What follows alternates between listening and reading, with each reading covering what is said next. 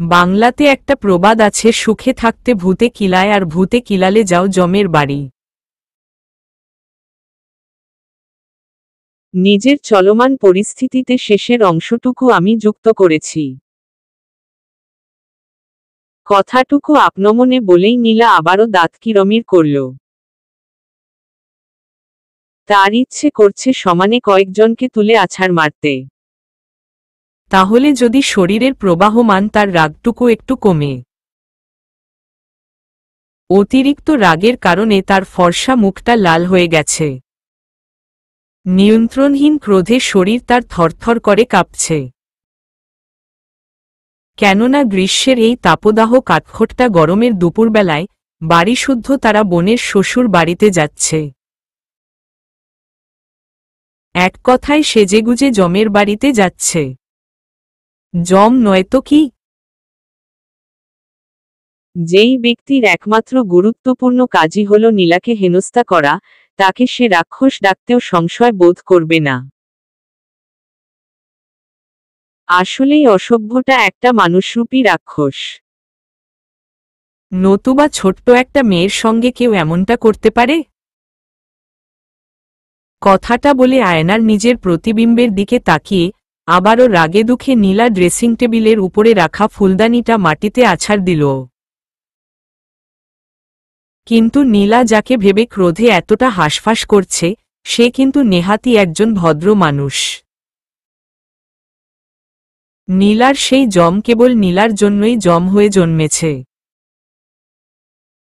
বাকি সবার চোখে সেই জম নামক ব্যক্তির মতো ধোয়া তুলসী পাতা এই পৃথিবীর বুকে আর একটিও হতে পারে না, যাকে এক কথায় বলে দুষ্প্রাপ্য, যার নাগাল পাওয়া বা দর্শন খুবই বিরল বা দুঃসাধ্য। দুষ্প্রাপ্য না ছাই। পুরো দুনিয়ায় সামনে নম্রভদ্র সুশীল সেজে ঘুরে বেড়ায়, কিন্তু তার আসল রূপ তো এই আমি জানি। অসভ্য লোক একটা। ভালো মানুষের মুখোশ লাগিয়ে সবার সামনে সাধু সন্ন্যাসী সাজে। নীলার যেন কোনো কিছু করেই ভিতরে জ্বলতে আগ্নেয়গিরির উত্তাপ শীতল হচ্ছে না। এক নাম্বারের অভদ্র, শয়তান, বেয়াদব, নির্লজ্জ, অসভ্য। মানে হচ্ছে পৃথিবীর সবগুলো বাজে উপাধি নীলা সেই ছেলের জন্য বরাদ্দ করে যাচ্ছে। কিরে তোর হয়েছে, আর কতক্ষণ? নীলা মায়ের শব্দ পেয়ে তার দিকে ঘাড় ঘুরিয়ে তাকাল। সে নিজের ভিতরকার রাগকে দমন করার সর্বোচ্চ চেষ্টা করছে। মায়ের সাথে রাগ দেখিয়ে বিন্দুমাত্র লাভ হবে না। উল্টো ফলস্বরূপ কয়েকটা শরীর জ্বলানো কথা আর সজোরে থাপ্পড়ও খেতে পারে। তাই শেষবারের মতো মুখে ভীষণ অসহায়ত্ব ফুটিয়ে তুলে সে বলে উঠল, আম্মু, আমি ওই বাড়ি যাব না। সেখানে গিয়ে আমার কি কাজ? আর তাছাড়া আমার শরীরটাও তেমন সুবিধার মনে হচ্ছে না। জ্বর-টর আসতে পারে। তাই আমি বাসায় থাকতে চাই, তোমরা বরং যাও। চুপ বেয়াদব মেয়ে, শুধু বেশি কথা বলিস। ছেলেটা এতদিন পর দেশে আসছে, কোথায় গিয়ে একটু ভালোভাবে খোঁজখবর নিবি। তা না করে কি করছিস? অযথা অসুস্থতার বাহানা দেখাচ্ছিস। থাপড়িয়ে সবকটা দাঁত ফেলে দিব।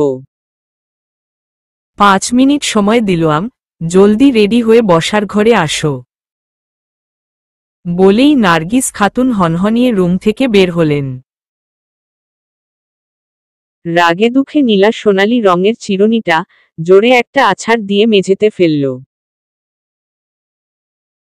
রাগে তার পিত্তি পর্যন্ত জ্বলে উঠছে। কি আমার নবাব সিরাজউদ্দৌলার বংশধর আসছে? উনাকে গিয়ে নাকি আবার দেখতেও হবে? সম্ভব হলে তো আমি সেই অসভ্য ব্যক্তিকে পচা ডোবায় চুবিয়ে এনে স্বাগতম জানাতাম। এই ছেলের নাকি আবার অতিথি আপ্যায়ন।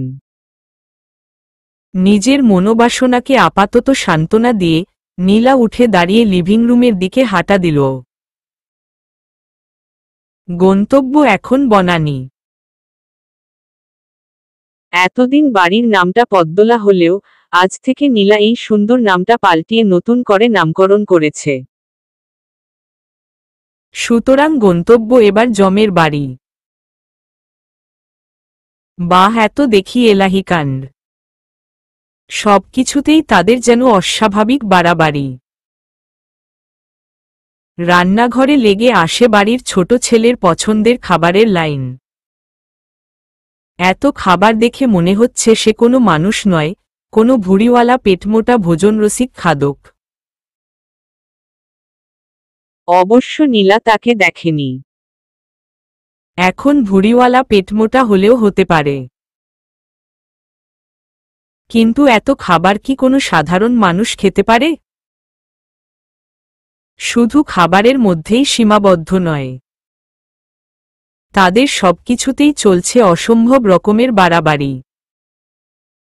ডুপ্লেক্স বাড়িটাকে সম্ভব হলে উনারা আজ বিয়ে বাড়ি বানিয়ে ফেলে। আশেপাশের ডেকোরেশন দেখে নীলার কাছে এমনটাই মনে হচ্ছে। বাড়ির ভিতরবাহির সবকিছু যেন ঝকঝকে তকতকে ফকফকে। এমনিতেই বনানীর এই আকাশের রঙে রাঙানো বাড়িটা আভিজাত্যপূর্ণ। বাড়ির প্রতিটি কোনায় কোনায় যেন আভিজাত্যের ছোঁয়া। বাড়ির ভিতরের অংশটা যেমন সৌন্দর্যে পরিপূর্ণ, একইভাবে বাহিরের অংশটাও মণিমুগ্ধকর। বিচিত্র লতাগুল্ম দিয়ে উঁচু দেয়াল প্রাচীরগুলো আবৃত।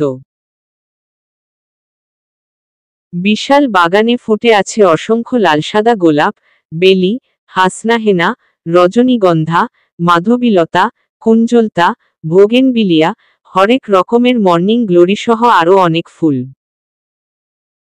ফুলে ফুলে চারপাশ যেন মুখরিত। মনে হয় সৌন্দর্যভরা প্রকৃতির এক অনিন্দ্য সুন্দর দৃশ্য, যা কোনো প্রকৃতি প্রেমিকের চোখে মুগ্ধতা আনতে বাধ্য। এমন প্রাকৃতিক সৌন্দর্যের মধ্যে দিয়েও আভিজাত্যের ছোঁয়া গায়ে লাগিয়ে দাঁড়িয়ে আছে স্কয়ার আকারের বিশাল সুইমিং পুলটি। আজ যেখানে দিনের বেলাতেও লালনীল সোনালী রঙের মরিচ বাতি দিয়ে আলোকিত করে রাখা হয়েছে। এটা কি মানা যায়? এত আধিক্যতার কিছু কি এখানে আছে? আয়োজন দেখে মনে হচ্ছে যেন কোনো রাজা মহারাজার আগমন ঘটতে চলেছে। অবশ্য তাকেও রাজা বলা যায়। নীলার ভাষ্যমতে অসভ্য সাম্রাজ্যের এক রাজা। পিচ্চু বাবুকে একটু কোলে নিয়ে হাঁটাহাঁটি করত। শান্তিতে কাজটুকুও শেষ করতে পারছি না। ছেলে হয়েছে এক বাপের পেয়াদা। বাপ ছাড়া সে কিছুই বুঝে না। আমার কি এখন তাকে কোলে নিয়ে হাঁটার সময় আছে? নিধি মুখের ঘামটা শাড়ির আঁচল দিয়ে মুছতে মুছতে সাদমানকে নীলার কোলে দিয়ে দিল। নীলা বনপকে কোলে নিয়ে তার গালে ঠোঁট স্পর্শ করে আদর করল। তারপর নিধির দিকে তাকিয়ে হাসি মুখে বলল, আমার এত ভালো জিজুটার বিরুদ্ধে এত অভিযোগ কেন? জিজুর কাছে কিন্তু খবরটা পৌঁছিয়ে দেব।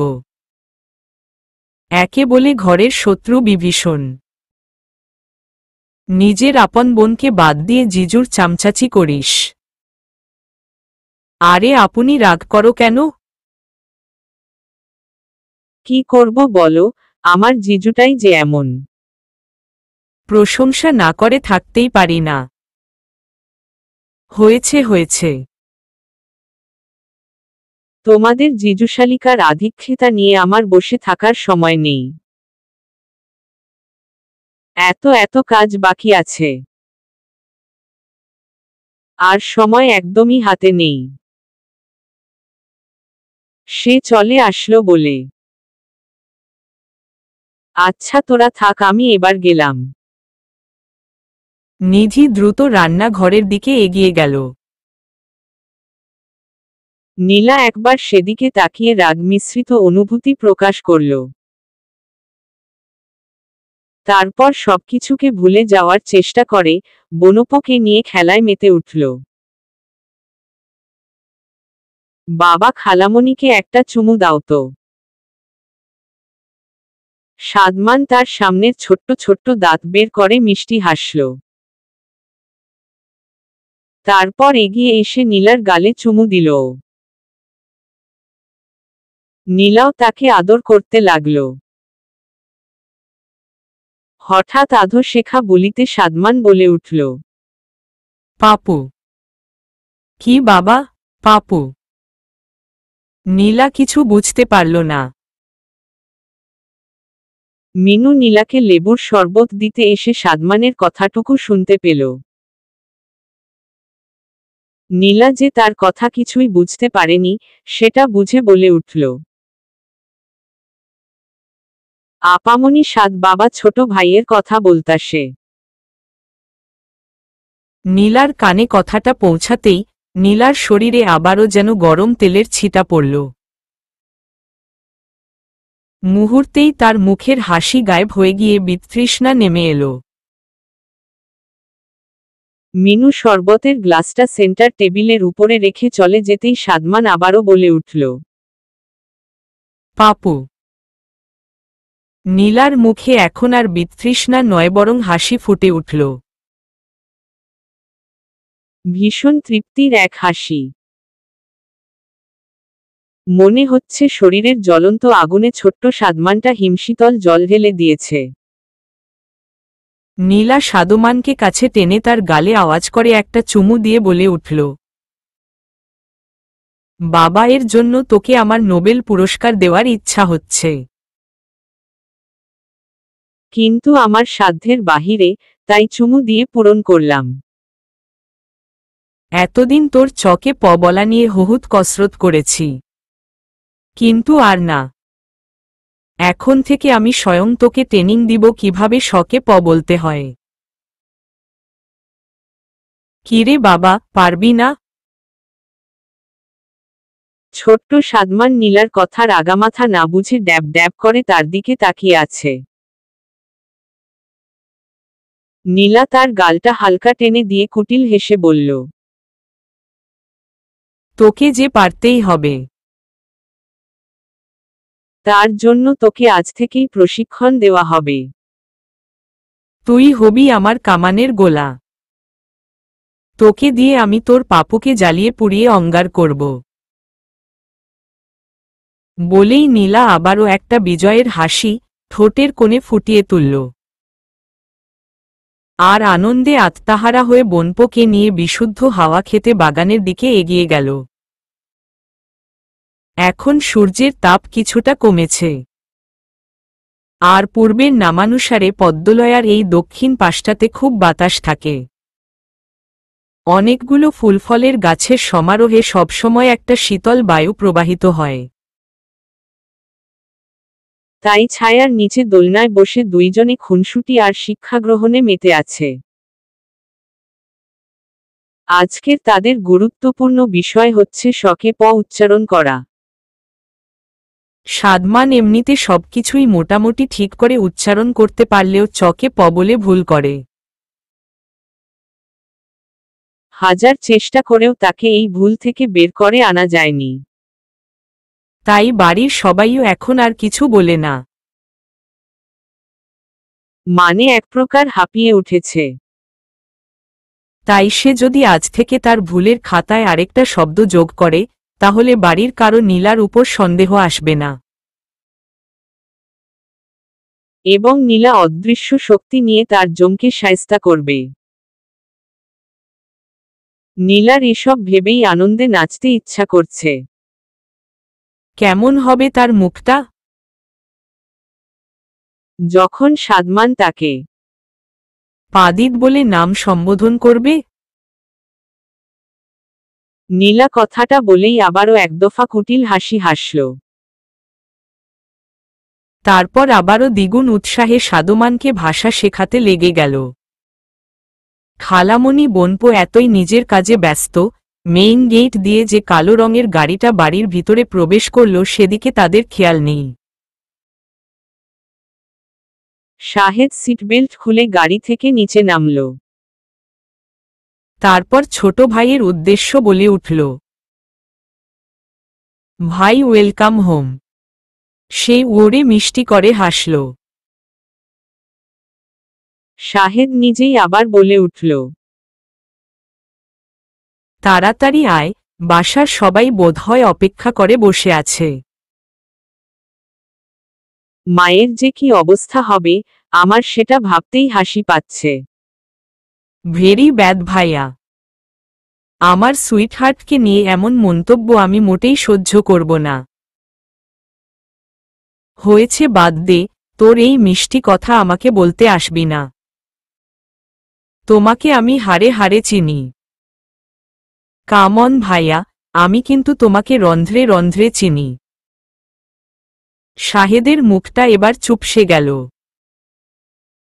ইচ্ছে করছে এখনই ছোট ভাইটাকে কয়েকটা ওম মাধ্যম লাগাতে। কে বলেছিল তাকে পড়ে পড়ে এমন বিদ্যাসাগর হতে? হয়েছে ভালো কথা, কিন্তু বড় ভাইয়ের পিছনে নিউজ রিপোর্টের মতো গোয়েন্দাগিরি করতে কে বলেছে?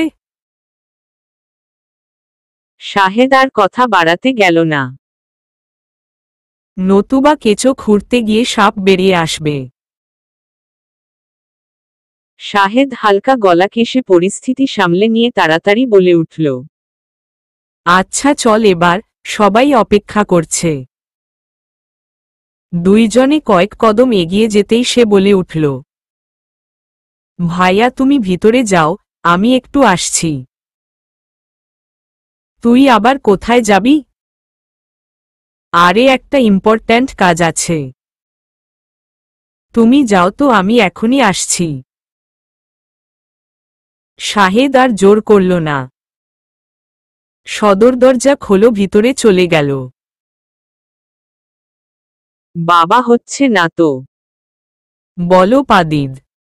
পাদিদ। এখন বলো সাদিদ। সাদিদ। আরে বাবা, সাদিদকে পাদিদ বলবি? এতক্ষণ তোকে কি শেখালাম আমি? এইভাবে জ্ঞান অর্জন করলে ভালো ছাত্র হতে পারবি না। তাই আবারও মনোযোগ দিয়ে খেয়াল কর। কেউ যদি তোকে ডাকতে বলে সাদিদ, তুই তখন ডাকবি পাদিদ। মনে থাকবে? সাদিদ। ধুর ছাই, তুই একেবারে গাধা স্টুডেন্ট। এত বলার পরেও ভুল উচ্চারণ করিস। নীলা গালে হাত দিয়ে অসহায় মুখে সাদমানের দিকে তাকিয়ে আছে। তার এতক্ষণের বিজয়ের উৎসাহে যেন ক্রমান্বয়ে ভাটা পড়ছে।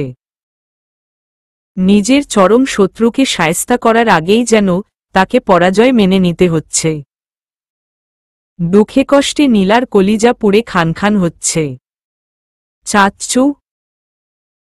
হঠাৎ পিছন থেকে পরিচিত অপরিচিত কণ্ঠের মিশেলে কারো আওয়াজ শুনে নীলা ঘাড় ঘুরিয়ে তার দিকে তাকাল। এবং মুহূর্তেই চোখমুখ তার অটোমেটিকলি নিজেদের আকার পরিবর্তন করে ফেলল। ঠোঁট দুটো একে অপরের থেকে আলাদা হল। চোখগুলোও যেন প্রায় তার অক্ষিকোটর থেকে বেরিয়ে আসার উপক্রম হল।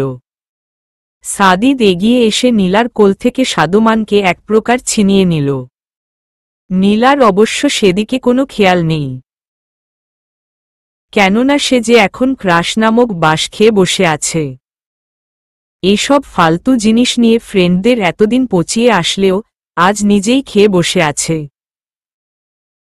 ছেলেটা বাংলাদেশে থাকাকালীনও গায়ের বর্ণ উজ্জ্বল ছিল, আর এতদিন ইংল্যান্ডের হিমশীতল আবহাওয়ায় থেকে উজ্জ্বলতা যেন আরও বেড়ে গিয়েছে।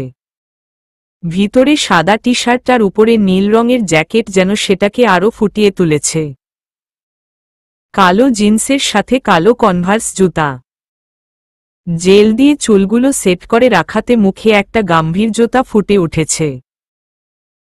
তার সাথে যুক্ত হয়েছে গালের খোঁচা দাড়ি। ঈষৎ নীলা কয়েকটা শুকনো ঢুক গিলল। তার সাদা, নীল, কালো রং পছন্দ বলেই কি ছেলেটাকে নিজের চোখে এতটা সুন্দর লাগছে, নাকি অন্য কিছু সেটা নীলা বুঝতে পারছে না। সে যে এমন নির্লজ্জের মতো একটা ছেলেকে গিলে খাচ্ছে, সেটাতে এই মুহূর্তে তার বিন্দুমাত্র নজর নেই। নীলা যে এখন ধ্যানে বসেছে। সাদিদকে চোখ দিয়ে গিলে খাবার ধ্যানে। চাচ্ছু তুমি এসব মূর্খ মেয়েদের সাথে কি করো? যে কিনা নিজের মাতৃভাষা বাংলার মাত্র 50টি বর্ণমালাও ঠিকভাবে উচ্চারণ করতে পারে না। চলে আসো বাবা, এসব খারাপ মেয়েদের আশেপাশে তোমাকে থাকতে হবে না। নতুবা সঙ্গ দোষে মূর্খ হয়ে যাবে। কথাটুকু বলেই সাদিদ নীলাকে এক প্রকার অদেখা করে হনহনিয়ে সাদমানকে নিয়ে সামনে এগিয়ে গেল। কৌশল বিনিময় দূরের কথা, দুইজন পারলে একে অপরকে এখনই ছক্কা মেরে মাঠের বাহিরে ফেলে দিবে। সাদিদ দৃষ্টির বাহিরে যেতেই নীলা এতক্ষণে নিজের করা নির্লজ্জতার জন্য নিজের গালে নিজেই 2টা থাপ্পড় বসাল। রাগের বশে একটু জোরে থাপ্পড় দিয়ে ফেলাতে এখন গালে হালকা জ্বলছে।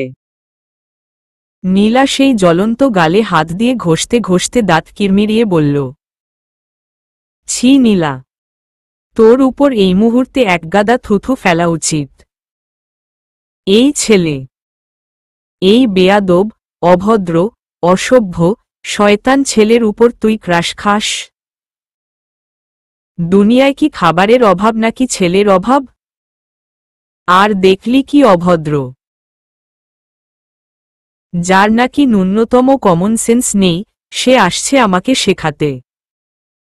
নেহাত নিজের বোনের শ্বশুর বাড়ি, নতুবা এখনই সাদিদ নামের এই অভদ্র ছেলেটাকে কৌশলাদি বিনিময়ে শিখিয়ে ঝাঁটা মেরে বাংলাদেশ থেকে বিদায় করতাম। ইউরোপীয়দের সাথে থাকতে থাকতে আদব কায়দা ভুলে গেছে। সালাম সম্মান বাদ দিয়ে তাদের থেকে চুমাচুমি শিখেছে। নীলা লজ্জা থাকলে এখনই বমি কর। এই অসভ্য ক্রাশকে নিজের ভিতর থেকে উগলিয়ে ফেল। বলেই নীলা সাইডে গিয়ে ওয়াক ওয়াক শুরু করল। বমি হোক বা না হোক চেষ্টা করতে দোষ কি? দরকার হলে হারপিক দিয়ে খাদ্যনালী, পাকস্থলী সবকিছু ওয়াশ করে ফেলবে। তবুও যে এই অসভ্য পুরুষকে নিজের দেহ থেকে তাকে বের করতেই হবে। হরেক রকমের বাহারি খাবারে ডাইনিং টেবিলটা পরিপূর্ণ।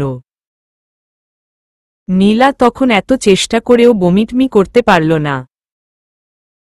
তাই ভিতরে থাকা সাদিদ নামক ক্রাশটা তার পেটটু গলায় অনবরত দৌড়াদৌড়ি করছে। এমন একটা অবস্থায় এত খাবারের ঘ্রাণ নাকে আসতেই নীলার এবার সত্যিই বমি পাচ্ছে। খাবারের গন্ধে বমি আটকে রাখতে পারলেও সবার সাদিদ ছেলেটার প্রতি এত আহ্লাদাধিক্যতা দেখে বমি আটকে রাখা নীলার পক্ষে দুঃসাধ্য হয়ে পড়েছে। তাই নীলা দৌড়ে ডাইনিং রুমে থাকা বেসিনের সামনে গিয়ে দাঁড়িয়ে ঝুঁকে ওয়াক ওয়াক শুরু করল। কিন্তু না, এবারও বমি বাবাজি তার সাথে বেইমানি করেছে। তার বিশ্বাসঘাতকতায় নীলার শরীর এখন রাগে প্রচণ্ড ভারী হয়ে আছে। বমিটমি করতে পারলে শরীরটা বোধহয় একটু হালকা হতো। নীলা অসহায় মুখ নিয়ে আবারও টেবিলে এসে বসল। আর চোখে তাকাতেই বুঝতে পারল সবাই এতক্ষণ তার দিকেই তাকিয়েছিল। কিন্তু কেউ একটু এগিয়ে না যাওয়াতে নীলার মনে কষ্টের বীজ বপন হচ্ছে। নীলার এমন মর্মাহত মুহূর্তের মধ্যেই নার্গিস খাতুন ধমকিয়ে উঠলেন, জ্ঞানবুদ্ধি কি বাসায় রেখে এসেছিস? খাবার সামনে নিয়ে কেউ এমনটা করে? এত কষ্ট করে ছেলেটা আসলো, তোর এই কাণ্ডের জন্য যদি না খেতে পারত তাহলে কি হতো? বিন্দুমাত্র কমন সেন্স নেই। বলেই নার্গিস খাতুন অপরাধী কণ্ঠে সাদিদের উদ্দেশ্য বলে উঠল, বাবা তুমি কিছু মনে করো না, এই মেয়েটা এমনই, তুমি বরং খাওয়াতে মনোযোগ দাও। সাদিদ এক পলক নীলার দিকে তাকিয়ে আবারও খাওয়াতে মনোযোগ দিল। অর্থটা এমন যে তার এসব ফালতু জিনিসে বিন্দুমাত্র ইন্টারেস্ট নেই, বরং সে নীলার এমন কাণ্ডে বড্ড বিরক্ত। নীলার এমনিতেই মায়ের কথা শুনে শরীর পুড়ে অঙ্গার হচ্ছে, তার মধ্যে সাদিদ আরেকটা গা জ্বলানো কথা বলে উঠল, ভাবিমণি একটু তেঁতুল চাটনিটা দাও তো, এসব কর্মকাণ্ডে আমারই বমি পাচ্ছে। সাদিদের বলতে দেরি নেই, নিধির দিতে দেরি নেই। সাদিদের প্রতি সবার এত বেশি পরিমাণের আদর যত্নে নীলার কলিজা, কিডনি সবকিছু জ্বলে যাচ্ছে। খাবে আর কি, কাটা চামচ দিয়ে মাংসের টুকরোকে সাদিদ কল্পনা করে কাটাকাটি করছে। আরিফ মাহমুদ খাওয়ার মাঝেই হঠাৎ সাদিদের উদ্দেশ্য বলে উঠলেন, সাদিদ, এখন তাহলে কি প্ল্যান করেছ? বাবা ভাইকে হেল্প করবে নাকি ল্যাব? সাদিদ উনার প্রশ্নে বিনয়ের হাসি ঠোঁটে ফুটিয়ে তুলল, তারপর হাসি মুখেই বলল, আঙ্কেল অফিসে না বসলে বাবা হয়তো আমাকে বাংলাদেশ থেকেই বিদায় করে দিবে, তাই দুইটাই সামলাতে হবে। তা নয়তো কি করব? এই বুড়ো বয়সেও আমাকে অফিসে যেতে হবে? আমি কি সারা জীবন কাজ সামলিয়েই যাব? তোর ছেলে হিসেবে দায়িত্ব নেই। শাহেদটাও এবার চাপে পড়ে গেছে, সাদমানটা তাকে ছাড়া কিছুই বুঝে না, তাই ওকেও তার সময় দিতে হয়। তাহলে তোর কি কর্তব্য নয় আমাদেরকে কাজে একটু সাহায্য করা? আসলে বাবা, চুপ, আসলে নকলে তোর কাছে রাখো। সেই কবে থেকে বলছি দেশে আসো, কিন্তু তুই কোনো কথাই শুনলি না। এতদিন পর তোর আমাদের কথা মনে হলো। বাবা প্লিজ ভুল বুঝো না, ক্ষমা করে দাও। এই, একদম আমাকে নরম গলায় কথা বলে গলাতে আসবি না। তোর এই কর্মের জন্য রাগ করেও থাকতে পারি না, খুবই বজ্জাত হয়েছিস। মা বাবাকে নরম গলায় ইমোশনাল কথা বলে ব্ল্যাকমেইল করিস? সাদিদ আর কিছু বলল না, শুধু নিঃশব্দে হাসল। উপস্থিত সবাইও ঠোঁট টিপে হাসছে, কেননা বাপ ছেলের যে এইটা মধুর ঝগড়া, মানবিমান সেটা বুঝতে কারো অসুবিধা হচ্ছে না। সবার খাওয়ার পর্ব শেষ হতেই নিধি এনে ডেজার্ট পরিবেশন করল। এখানেও সাদিদের নামের জপ, আব্বু রসমালাইটা খা। আমি নিজে ফারুককে দিয়ে কুমিল্লার মাতৃভাণ্ডার থেকে আনিয়েছি। তুই না কিছুদিন আগে বলেছিলি রসমালাই খাওয়ার ইচ্ছা করছে। মা তুমি ওই কথা এখনো মনে রেখেছ? আমি তো এমনিই বলেছিলাম। সে কিরে তোর খেতে ইচ্ছা করেছে, আর আমি কিনা ভুলে যাব? এই নিজের মাকে চিনিস? সরি সুইটহার্ট, ভুল হয়ে গেছে। এই তো খাচ্ছি, বলেই সাদিদ রসমালাই মুখে দিল। সবাই খাওয়ার পর্ব শেষ করে মিষ্টির পর্বে নামলেও নীলা এখনো প্লেট সামনে নিয়ে বসে আছে। এসব দেখে তার কি আর খাবার মুখে যায়? শায়লা রহমানের আচমকা নীলার প্লেটে নজর আসতেই উনি বলে উঠলেন, কিরে মা, খাচ্ছিস না কেন? মামনি ভালো লাগছে না। আমি বরং যাই, শরীরটা ভালো লাগছে না। নীলা আর কারো কথা কানে নিল না, সোজা উপরের তলার দিকে এগিয়ে গেল। নার্গিস খাতুন বলে উঠলেন, এই মেয়েটাও না কি যে শুরু করেছে। খাওয়া দাওয়া প্রায় ছেড়েই দিয়েছে। প্রতিদিনই নতুন কিছু করার চেষ্টা করি, কিন্তু তার ওই এক চামচের বাহিরে যায় না। আম্মু চিন্তা করো না, এখন হয়তো খিদা নেই, আমি একটু পরে খাইয়ে দিব। তাদের কথা শেষ হতেই সাদিদ উঠে যেতে লাগল। শায়লা রহমান তাড়াতাড়ি বলে উঠলেন, কি রে, কোথায় যাস? মা আর খেতে পারবো না, অনেক খেয়েছি। মিষ্টিগুলো তো খেলি না। অল্প একটু খা। আর পারবো না মা, পেটে একটুও জায়গা নেই। তুমি রেখে দিও, পরে খেয়ে নিব। সাদিদ মাকে বুঝিয়ে খাবার টেবিল থেকে উঠে গেল। তারপর সিঁড়ি বেয়ে উপরে উঠে নিজের রুমে গিয়ে দ্রুত ফোন হাতে নিল। হ্যাঁ, কই তুই?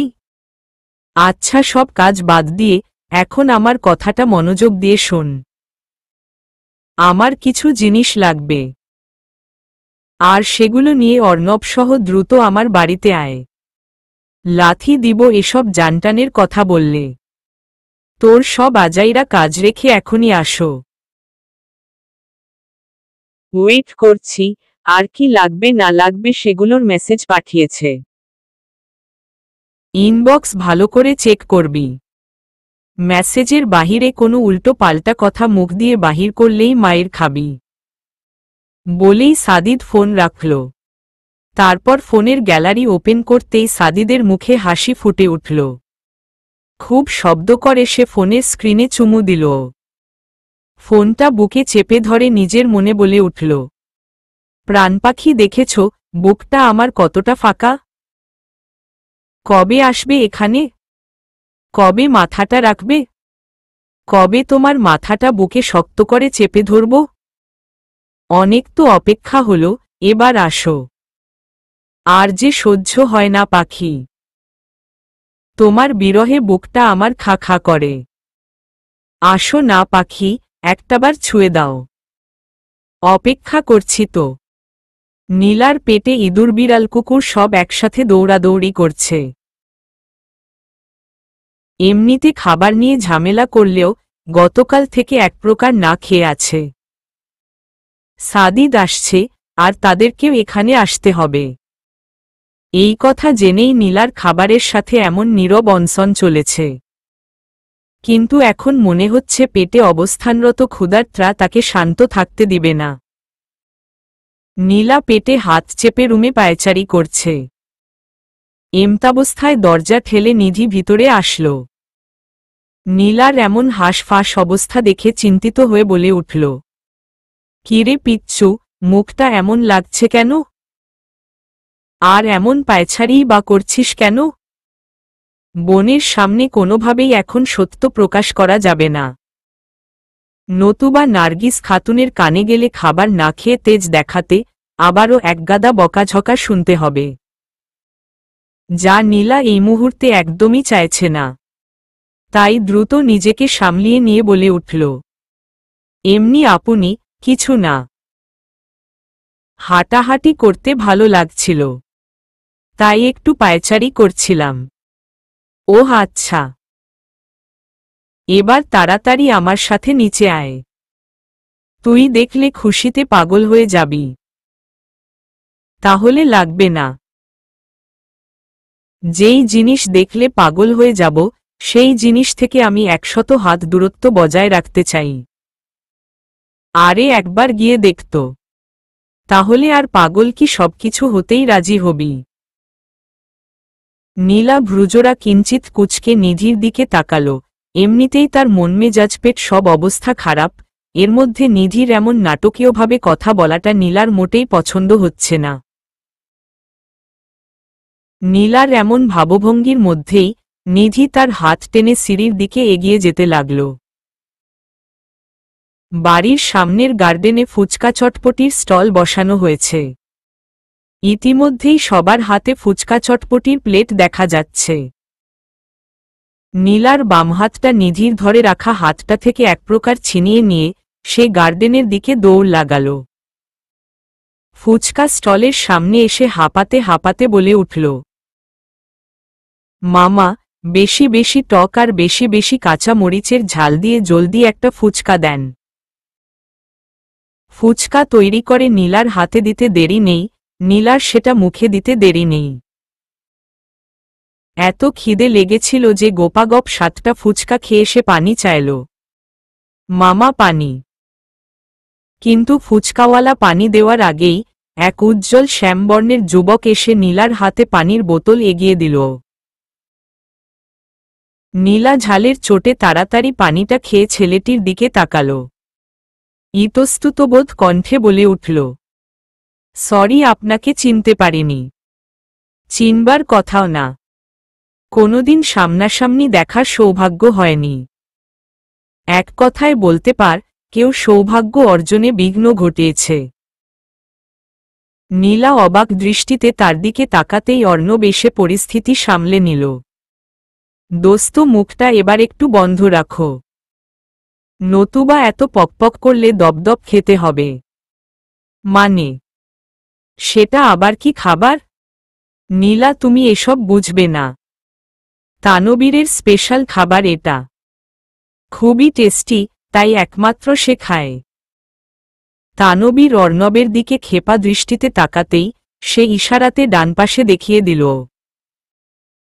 তানবীরের মুখটা এবার ফাঁকা বেলুনের মতো চুপসে গেল, আর চোখে আবারও সেই দিকে একবার তাকিয়ে দ্রুত জায়গা ত্যাগ করল। নীলা এতক্ষণে বাদবাকি সবার দিকে দৃষ্টি নিক্ষেপ করল। সবাই তার দিকেই তাকিয়ে মিটমিটিয়ে হাসছে। এটা দেখে নীলা ফুচকার প্লেটটা রেখে চলে যাওয়া ধরতেই তানবীর প্রায় চেঁচিয়ে উঠল, আরে আরে, কই যাও? তোমার জন্যই তো এই সব। নীলা এবার বিস্ফোরিত চোখে তানবীরের দিকে ঘাড় ঘুরিয়ে তাকাল। মানে, তার জন্য? নীলার এমন অবাক দৃষ্টি দেখে তানবীর আর চোখে আবারও ডানপাশে তাকাল। তাকিয়েই একটা শুকনো ঢুক গিলে তাড়াতাড়ি বলে উঠল, না মানে, তোমাদের জন্যই তো। আমার ছোট বোন জেএসসি পরীক্ষাতে গোল্ডেন পেয়েছে, তাই খুশি হয়ে আমি সবাইকে ট্রিট দিচ্ছি। আমার বোনের ফুচকা অনেক প্রিয়, তাই মিষ্টিমুখের পরিবর্তে সবাইকে ফুচকামুখ করাচ্ছি। বলেই তানবীর জোরপূর্বক একটা কেবলা হাসি দিল। তার এখন জান বাঁচলেই হল। নীলা যদি একবার কিছু আঁচ করে ফেলে, তবে তাকেও কেউ কেচকেচ করে খেয়ে ফেলবে। তানবীরের এমন ভয়ার্ত অবস্থার মধ্যেই নীলা শব্দ করে হেসে উঠল। তারপর হাসতে হাসতেই ফুচকাওয়ালাকে বলল, মামা, আমাকে আরও 2টা ফুচকা দিন। ছোট বোনের গোল্ডেনের খুশিতে আমার আরও 2টা স্পেশাল ফুচকা চাই। বলেই নীলা আবারও হাসিমুখে ফুচকা মুখে দিল। নীলা মনরে পেট ভরে ফুচকা খেয়ে যাচ্ছে, আর তার পাশেই একজন যাবতীয় সবকিছু বাদ দিয়ে কেবল তাকেই দেখে যাচ্ছে। চোখে তার মুগ্ধতার ছড়াছড়ি, ঠোঁটের কোণে তৃপ্তির হাসি। পূর্ব দিগন্তে সূর্য অস্ত যাওয়ার সময় ঘনিয়ে এসেছে। মৃদু হলদেটে আলো এবং শীতল বাতাসে চারপাশ মুখরিত। ছাদের পাটাতনে গোল হয়ে বসেছে সাদিদ নীলাসহ বাড়িতে উপস্থিত যুবসমাজ। শায়লা রহমান এবং হাসিবুর রহমান ছেলেমেয়েদের আড্ডায় বিঘ্ন ঘটাতে চায়নি, তাই নিজেদের সম্মানিত স্থান বজায় রেখে রুমে গিয়ে বিশ্রাম করছে। নিধিও ইতিমধ্যে সার্ভেন্টদের দিয়ে গরম কফি আর মুচমুচে স্ন্যাক্সের ব্যবস্থা করিয়ে ফেলেছে। এক কথায় জম্পেশ একটা আড্ডাবাজির আয়োজন। আপনি বললামতো বিরক্ত করিস না, তারপরও ধরে বেঁধে নিয়ে আসলি। আমার সত্যিই এখানে বসতে ভালো লাগছে না। আহা পিচ্চু, আমরা সবাই এখানে আড্ডা দিব, আর তুই কিনা একা একা রুমে বসে থাকবি? এটা কি মানা যায় বল? না মানার কি আছে? একজনের ভালো নাই লাগতে পারে, তাতে এত মাথা ব্যথার কি আছে? বোন, একটু বুঝার চেষ্টা কর। সাদিদ এতদিন পর এসেছে, তাই সবাই মিলে গল্প করব। আর তুই যদি এই মুহূর্তে রুমে বসে থাকিস, সবাই কি ভাববে বল? এত ভাবাভাবি থাকলে জোর করে রাখলে কেন? আমি তো আম্মু আব্বুর সাথে যেতেই চেয়েছিলাম, যেতে দিল না কেন? নিধি আর কিছু বলার মতো খুঁজে পেল না, কিন্তু সে সবচেয়ে বেশি অবাক হচ্ছে নীলার এমন রেগে যাওয়াতে। ছোট্ট একটা বিষয় নিয়ে এতটা ঝামেলা পাকানোর লোক নীলা নয়, কিন্তু আজ কি হলো? অপরদিকে নীলা পারছে না রাগে নিজেকে সহ সবাইকে জ্বালিয়ে দিতে। যাকে নাকি দুই চোখে সহ্য করতে পারে না, তার জন্যই নাকি আড্ডায় জয়েন করবে। বোনদের এমন কথোপকথনের শেষে শাহেদ এসে সিঁড়িতে দাঁড়াল। সাদমানকে কোলে নিয়েই বলে উঠল, কি হলো, তোমরা এমন স্ট্যাচু হয়ে এখানে দাঁড়িয়ে আছো কেন? উপরে উঠো, তারা যে বসে আছে। নীলার এমনিতেই মনমেজাজ খারাপ, তাই জিজুর সামনে আর কথা বাড়াল না, নতুবা কি থেকে কি বলে ফেলে। শাহেদ নিধি ছাদের দরজায় আসতেই সাদিদ সেদিকে তাকাল, কিন্তু পরমুহূর্তেই তার মুখটা চুপসে গেল। নিধিরা এসে সাদিদ, তানবীর, অর্ণবের সাথে জয়েন করল। সবাই টুকটাক গল্প করলেও সাদিদ একদৃষ্টিতে পরন্ত বিকেলের দিকে তাকিয়ে আছে। না চাইতেও ভিতরটা তার পড়ছে। কিন্তু কেন পড়ছে? ভিতরে আগুন লাগার সম্ভাবনা নেই, তবুও কেন অনলের দহনে জ্বলার মতো তার ব্যথা অনুভব হচ্ছে? হঠাৎ করে সবার মাঝে একজনের আগমনে সাদিদ দ্রুত সেদিকে তাকাল, আর সাথে সাথেই তার ঠোঁটের কোণে মৃদু হাসির রেখাটা প্রসারিত হতে লাগল। নীলা নিজের ফোনটা পাশে রাখল। এটা আনবার জন্যই তখন আবারও রুমে যেতে হয়েছিল। রুমে গিয়ে মাথা ঠান্ডা রাখার জন্য পানি টানি দিয়ে এসেছে। অল্প একটু নবরত্নের ঠান্ডা তেলও দিয়েছে। যদি এই মহামূল্যবান নবরত্নের গুণে তার মাথাটা একটু ঠান্ডা থাকে। সবাই এইটা সেইটা নিয়ে কথা বলছে, আর বেশিরভাগ কথার অংশই সাদিদকে ঘিরে। তার এতদিন কেমন কেটেছে, সামনের প্রজেক্ট নিয়ে কেমন প্রস্তুতি, এসব নিয়েই চলছে আলোচনা পর্যালোচনা। এক কথায় সাদিদময় আলোচনা। আর তাতে নীলার রাগের পরিমাণ যেন তিলতিল করে বেড়ে চলেছে। বোনের কথা ভেবে না পারছে উঠতে, আর না পারছে বসতে। মোট কথা সে এখন ফেঁসে গেছে।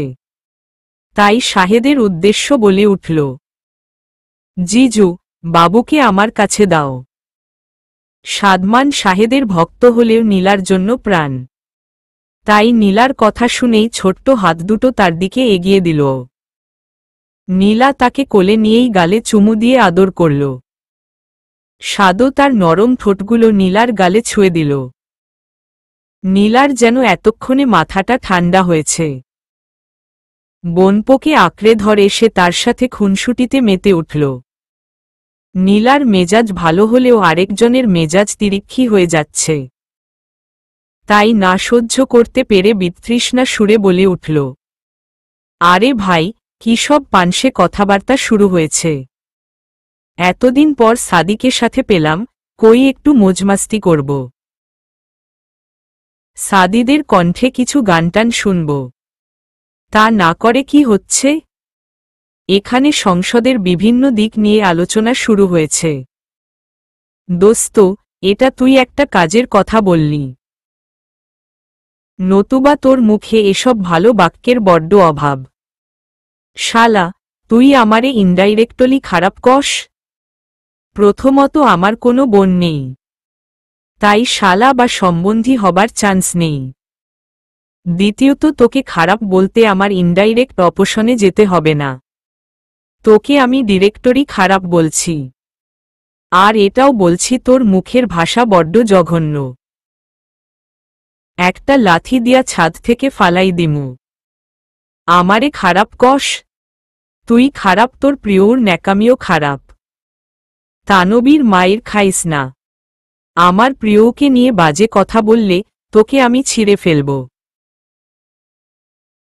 আমি মনে হয় তোমাকে প্রিয়র লক্ষ্মীদেবীর মতো পূজা করব। তোকে আমি মাকালির উদ্দেশ্য বলিদান দেব। এই তোরা থামবি? আমার ছোট্ট বাচ্চাটাও এত ঝগড়া করে না,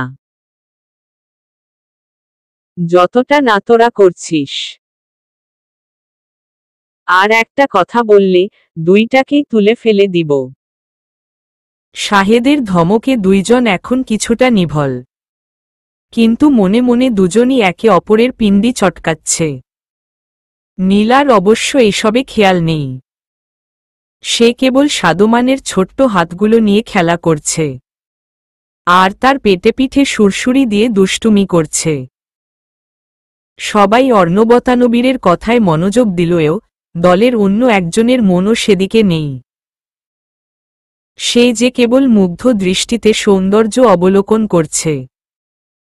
এত দেখেও যেন চোখের তৃপ্তি হয় না, আরও দেখতে ইচ্ছে করে।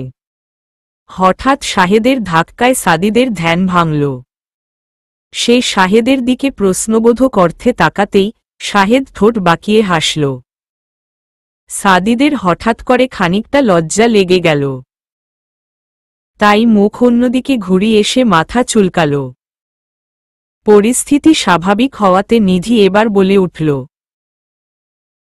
হ্যাঁ সাদিদ, তোমার ভাইয়ার থেকে তোমার গানের গলার অনেক প্রশংসা শুনেছি।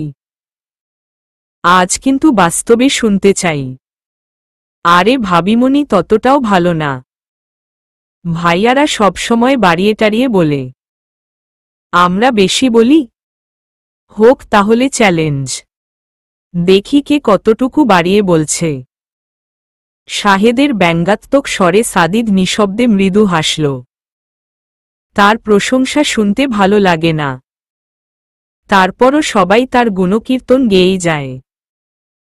সাদিদ হাসিমুখেই পাশে এনে রাখা গিটারটা নিজের হাতে নিতেই নীলা আচমকা বলে উঠল, জিজু, আমার না মাথা ধরেছে, আর থাকতে পারছি না।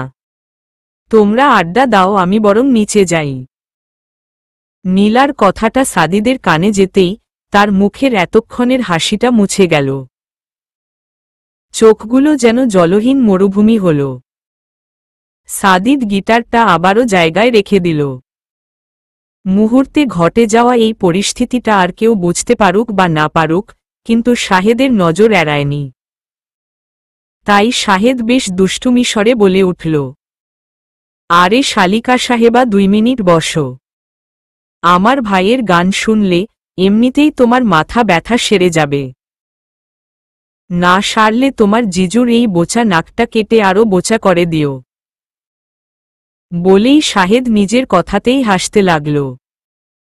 ছোট্ট সাদমানো বাবার হাসি দেখে খিলখিল করে হাসল। নিধিও প্রিয় মানুষগুলোর মুখে হাসির রেখা দেখে নিজেও হাসল। সুন্দর একটা ভালোবাসাময় পরিবার যেন একই ছন্দে হেসে যাচ্ছে। নীলা এই হাসিমুখগুলো দেখে আর না করতে পারল না, তাই আবারও নিজের জায়গায় বসে গেল। কিরে, তুই আবার স্ট্যাচু হয়ে বসে আছিস কেন? গান শুরু কর। ভাইয়া, তোমরাও তো ভালো গান করো।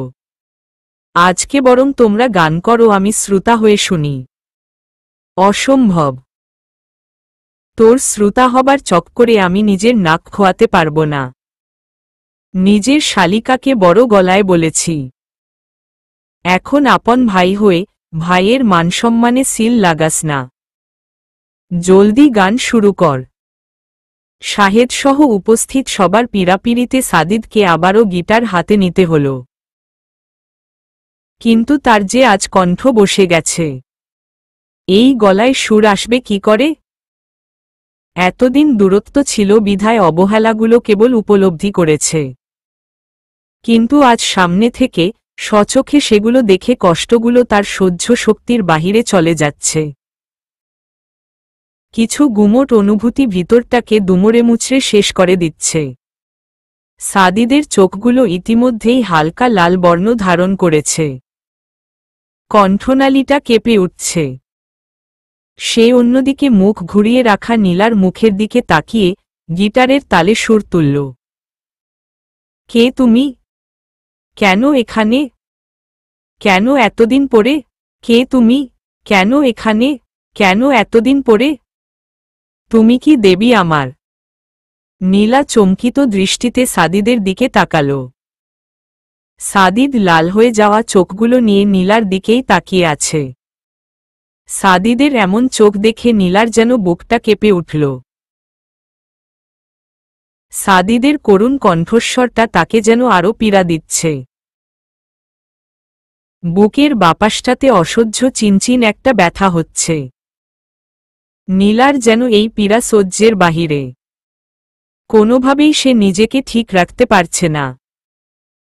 তাই সবার অগোচরে নিজের হাত নিজে খামচে ধরে বিষ দিয়ে বিষক্ষয় করতে চাইছে। পেছনে ফিরে দেখো তুমি। অপ্রত্যাশিত কোনো অতিথি। চোখ ফেরালে বলো কেন? ভয় পেয়েছ নাকি আরতি? জানি প্রতিটা স্বপ্নে তুমি দেখেছ আমায়। নিরন্তর ছিলে আমারই ছায়ায়। তবে চোখ মেলাতে কি বিরোধ? ভুল করে একটা বার প্রাচীরটা ভেঙ্গে দেখো। জমে আছে কত কথা, ভুল করে বলে দিও। জন্মান্তর যদি মিথ্যে হয়, এই হবে শেষ দেখা। ভালোবাসি কেন যে তোমায় হবে না কখনো বোঝা। জানি প্রতিটা স্বপ্নে তুমি দেখেছ আমায়। নিরন্তর ছিলে আমারই ছায়ায়। তবে চোখ মেলাতে কি বিরোধ?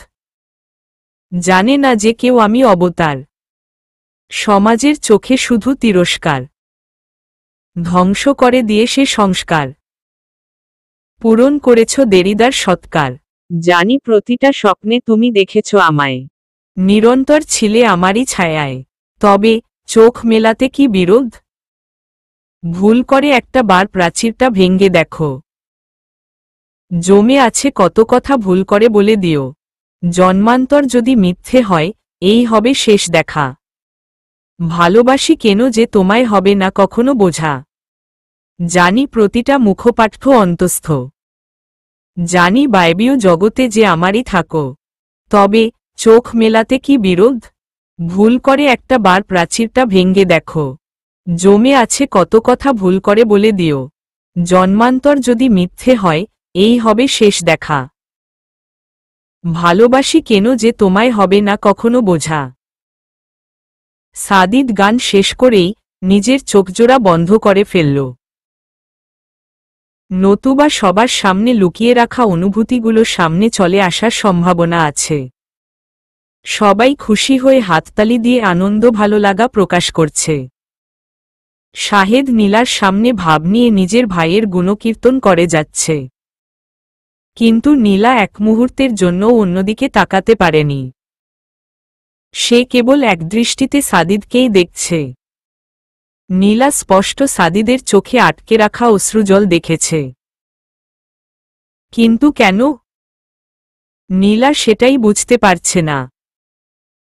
তাই সে একদৃষ্টিতে সাদিদের দিকেই তাকিয়ে আছে। অবাক বিস্ময় ভরা একজোড়া চোখে সে সাদিদকেই দেখে যাচ্ছে। কিন্তু সে যে চোখ খুলছে না। কখন খুলবে? নীলা যে তাকে হাতে নাতে ধরতে চায়। কেন তার চোখে এই অশ্রুজল? নীলা সেটা জানতে চায়। কোনো অধিকার না থাকা সত্ত্বেও নীলা অধিকার খাটিয়ে এই সত্যতা যাচাই করতে চায়। নীলাকে সম্পূর্ণ নিরাশ করে দিয়ে সাদিদ চোখজোড়া লুকিয়ে উঠে দাঁড়াল। শুধু পিছনে ফিরে কণ্ঠস্বর চেপে রেখে বলে গেল, ভাইয়া, ইম্পর্ট্যান্ট একটা কল অ্যাটেন্ড করতে হবে। তাই রুমে যাচ্ছি, তোমরা থাক। সাদিদ আর এক মুহূর্ত অপেক্ষা করল না। সবার দৃষ্টির বাহিরে চলে গেল। সবাই বিষয়টা স্বাভাবিকভাবে নিয়েই আবারও নিজেদের আলোচনায় বসে গেল। কিন্তু নীলা পারছে না। সে এখনো সাদিদের গমনপথের দিকেই তাকিয়ে আছে। আর বুকে অনুভব করছে চিনচিনে এক সূক্ষ্ম ব্যথা। নীলার মন কেন বারবার এটাই বলছে যে সাদিদ নিজের অব্যক্ত কথাগুলো ছন্দের তালে তার জন্য তুলে দিয়েছে। কিসের প্রাচীর? সাদিদ তাকে কোন প্রাচীরকে ভেঙে দেখার কথা বলছে? নীলার কাছে সবকিছু যেন ধোঁয়াশা মনে হচ্ছে। সাদিদকে তার কাছে আস্ত এক রহস্যময় মায়াজাল মনে হচ্ছে। মধ্যরাতের অর্ধচন্দ্রের স্নিগ্ধ আলোতে চিলেকোঠার দেয়ালে ঠেস দিয়ে বসে আছে সাদিদ। সন্ধ্যার পর থেকে ঘণ্টার পর ঘণ্টা সে বাহিরে কাটিয়ে দিয়েছে। যেখানে দুচোখ গিয়েছে সেদিকেই গিয়েছে। সবাই চিন্তিত হয়ে বারবার ফোন দিতে পারে, তাই আগেই শাহেদকে মেসেজে ইনফর্ম করে দিয়েছে। তাই সবাইও চিন্তামুক্ত, কাজে ব্যস্ত আছে বিধায় কেউ আর তাকে বিরক্ত করেনি। কিন্তু পরে আবার সাদিদ নিজেই ফোন বন্ধ করে দিয়েছিল। সে একটু একা থাকতে চায়। বুকের জমিয়ে রাখা কষ্টগুলো তাকে শ্বাস নিতে দিচ্ছে না। দমবন্ধ হয়ে আসছে তার। তাই এই একাকিত্বকে সঙ্গী করে খানিকটা পথ চলা। মাত্রই সে বাড়িতে এসেছে। গেটে দারোয়ানকে ভালোভাবে বুঝিয়ে কাউকে না জানতে দিয়েই রুমে ফিরেছে। রুমে এসেও তার যেন শান্তি নেই। দমবন্ধ লাগছিল তাই চিলেকোঠায় চলে এসেছে। হাতে তার জ্বলন্ত একটা সিগারেট। আসার সময়ই বাহির থেকে সিগারেটের প্যাকেটটা নিয়ে এসেছে। সিগারেট খাওয়া তার স্বভাবে নেই, কিন্তু আজ ইচ্ছে করছে। যদি এই ধোঁয়ায় সবার কষ্ট ঘুচে যেতে পারে তবে তার কেন নয়। তাই কষ্ট মোচনের জন্য নিকোটিনের ধোঁয়াকে সাময়িক সঙ্গী বানাতে তার ইচ্ছে করছে। কিন্তু অভ্যাস না থাকায় প্রথম টানেই কাশি শুরু হল। ভিতর মনে হচ্ছে আগুনে জ্বলে যাচ্ছে। তারপরও সাদিদ থামতে চাইল না। এই সাময়িক কষ্ট তার ভিতরে বহমান কষ্টের তুলনায় কিছুই নয়। যখনই সে সিগারেটে দ্বিতীয় টান দিতে যাবে তখনই হুট করে কেউ এসে তার ঠোঁট থেকে সিগারেটটা নিয়ে নিল। সাদিদ অবাক দৃষ্টিতে উপরে তাকাতেই নীলাকে রাগী চোখে তাকিয়ে থাকতে দেখল। তুমি আর কাকে আশা করছিলেন? এতরাতে ছাদে কি করো? সেটা আপনার না জানলেও হবে। এতটা গুরুত্বপূর্ণ ব্যাপার না, এমনিতেই এসেছিলাম। কিন্তু এখন মনে হচ্ছে এসে খারাপ হলো না। নতুবা এমন রূপ কিভাবে দেখতাম? সাদিদ মলিন হাসল, কিন্তু কোনো প্রত্যুত্তর করল না। নীলাই আবার বলল, সিগারেট খান কেন? অধিকার দেখাচ্ছ কেন? নীলার এতক্ষণের অধিকারবোধের পাল্লাটা এবার খানিকটা নিভে আসল। তারপরও সাদিদকে নিজের ইতস্ততবোধ বুঝতে না দিয়ে কাঠখোট্টা গলায় বলে উঠল, অধিকার না, এটা ভালো জিনিস না, তাই প্রশ্ন করেছি। এখন বলেন সিগারেট কেন খান? কখনো খাইনি, আজই প্রথম টান দিয়েছিলাম। কেন? আজ নতুন কি হলো যে সিগারেট খেয়ে উৎসব পালন করছেন? নীলার এমন আচরণে সাদিদের এবার হাসি পেল। হুট করেই যেন বুকের সব কষ্টগুলো উধাও হল। মনের আকাশে হাজারো প্রজাপতির মেলা বসল। মনে যেন আবারও বাসা বাঁধল ভালোবাসাময় এক সুখস্মৃতি। নীলার সামান্য অধিকারবোধ তাকে কতটা তৃপ্তি দিচ্ছে, কতটা সুখ তার অনুভব হচ্ছে। সামনে দাঁড়ানো এই অবুঝ মেয়েটা যদি সেটা আন্দাজ করতে পারত। সাদিদ মুখে মৃদু হাসি নিয়ে এবার উঠে দাঁড়াল। সাদিদ উঠে দাঁড়াতেই নীলা 2 কদম পিছিয়ে গেল। এতক্ষণ সাদিদের হাতে সিগারেট দেখে রাগে ফটরফটর করলেও এখন সাদিদকে এগিয়ে আসতে দেখে ভয়ে তার শরীর কাঁপছে। সাদিদ এগিয়ে এসে নীলার মুখোমুখি দাঁড়াল। নীলার কাচুমাচু করে রাখা মুখের দিকে তাকিয়ে তার আড়ালে সে নিঃশব্দে মৃদু হাসল। তারপর গম্ভীর কণ্ঠে বলে উঠল, আমি সিগারেট বা অন্য কিছু খাই তাতে তোমার কি? তুমি এত অধিকারবোধ দেখাচ্ছ কেন? সাদিদের এমন গম্ভীর কণ্ঠে নীলার চোখ মুহূর্তেই ছলছল করে উঠল। সে নিজেও বুঝতে পারছে না তার এই অধিকারবোধের কারণ। সে ইচ্ছে করেও করছে না, কেন যেন অদৃশ্য কিছু নীলাকে এসব করতে বাধ্য করছে। নীলা শুধু এইটুকু বুঝতে পারছে সাদিদের ক্ষতি হবে, এমন কিছু সে সহ্য করতে পারবে না। কিন্তু কেন পারবে না? কেন এমন হচ্ছে? সে তো সাদিদকে ঘৃণা করে। পৃথিবীতে যদি নীলা কাউকে সবচেয়ে বেশি অপছন্দ করে তার নাম হবে সাদিদ। তাহলে সে কেন তার ক্ষতি দেখতে পারছে না? নীলা মাথা নিচু করে অনবরত নখ খুঁটে যাচ্ছে। সাদিদকে দেওয়ার মতো প্রশ্নের উত্তর নীলার কাছে নেই। সাদিদ নীলার ভাবনার মধ্যেই তার দিকে আরেকটু এগিয়ে আসল। তার কপালে পড়ে থাকা চুলগুলোর উপর সাদিদ হালকা ফু দিতেই নীলা কেঁপে উঠল। আর সাদিদকে নিজের এত কাছে এগিয়ে আসতে দেখে চোখজোড়া বড় বড় করে পিছিয়ে যেতে চাইল, কিন্তু পারল না, কেননা ছাদের রেলিংয়ে তার পিঠ ঠেকে গেছে। সাদিদ নীলার মুখভঙ্গির দিকে তাকিয়ে ক্ষীণস্বরে বলে উঠল, অতীতের স্মৃতি মুছে ফেলা যায় না? নীলার এতক্ষণের ভয়ার্ত চেহারাটা নিমেষেই গায়েব হল। চোখে মুখে ফুটে উঠল একরাশ রাগক্ষোভ ঘৃণার বহিঃপ্রকাশ। নীলা ধাক্কা মেরে সাদিদকে নিজের কাছ থেকে দূরে সরাল। তারপর দাঁতে দাঁত চেপে রাগী স্বরে বলল, কোন মুখে এই কথা বলেন? মুছে ফেলা কি এতটা সোজা? আপনি কি আমার জন্য সেই পথ রেখেছিলেন, ছোট্ট একটা মেয়ের সাথে? নীলা আর নিজেকে সামলিয়ে রাখতে পারল না, মুখ চেপে কান্না আটকাতে চাইল। সাদিদ এতক্ষণে সবকিছু ভুলে নীলার কাছে এগিয়ে আসল। নীলাকে কোনো কিছু বুঝতে না দিয়েই হাতে হেঁচকা টান দিয়ে নিজের বুকে নিয়ে আসল। সাদিদ শক্ত করে নীলার মাথাটা নিজের বুকে চেপে ধরল। নীলার কান্না মুহূর্তেই থেমে গেল, কিন্তু শরীর তাই ভীষণভাবে কাঁপছে।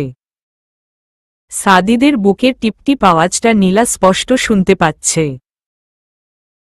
সে সাদিদের বুক থেকে সরে আসতে চাইছে, কিন্তু তার হাত পা পুরো অসাড় হয়ে গেছে, বিন্দুমাত্র নড়চড় করতে পারছে না। সাদিদ নীলাকে বুকে চেপে রেখেই বলল, আমি জানি তোমার জন্য ঘটনাটা ভুলে যাওয়া এতটা সোজা নয়। তোমার বয়স তখন নিতান্তই কম ছিল। এই বয়সের মেয়েরা এমন কিছু সহজে নিতে পারবে না, কিন্তু চেষ্টা করতে দোষ কি? কেন অযথা নিজের মনে রাগ পুষে রেখে নিজেকে কষ্ট দিচ্ছ? নীলা আবারও সাদিদকে জোরে ধাক্কা দিল।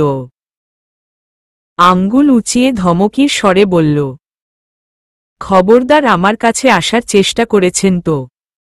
তখন ছোট ছিলাম বলে কাউকে কিছু বলতে পারিনি। এখন আপনাকে ছাড় দিব না। একদম আমার কাছাকাছি আসবেন না। কেন? কাছে আসলে কি হবে? সাদিদের ঠোঁটের কোণে বাঁকা হাসি দেখে নীলা হতবিহ্বল হয়ে গেল। মাত্রই না সাদিদ ধরা গলায় কথা বলছিল, হঠাৎ এত পরিবর্তন কিভাবে? নীলার অবাক চাহনির মধ্যেই সাদিদ ঠোঁট কামড়ে নীলার দিকে এগিয়ে আসতে লাগল। নীলার একদম কাছে এসে সে তাকে রেলিংয়ের সাথে চেপে ধরে বাঁকা হেসেই বলে উঠল, কাছে আসলে কি হবে? নিজেকে কন্ট্রোল রাখতে পারবে না? আমাতে মিশে যাবে? সেদিন যেটা অপূর্ণ ছিল এখন সেটা পূর্ণ হবে? সাদিদের কণ্ঠে এমন ঘা ছমছমে কথা শুনে নীলার ভয়ে অবস্থা কাহিল। খেপা বাগিনী থেকে সে যেন এখন মিনি বিড়ালের মতো চুপসে গেছে। নীলার দৃষ্টি এলোমেলো দেখে সাদিদ হেসে দিয়ে পিছিয়ে আসল। নীলা উল্টো ঘুরে লম্বা করে বার কয়েক শ্বাস টানল। দমটা যেন তার গলায় এসে আটকে গিয়েছিল।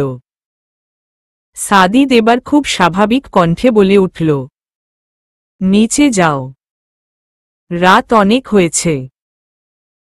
নীলা আর এক মুহূর্ত সেখানে দাঁড়াল না।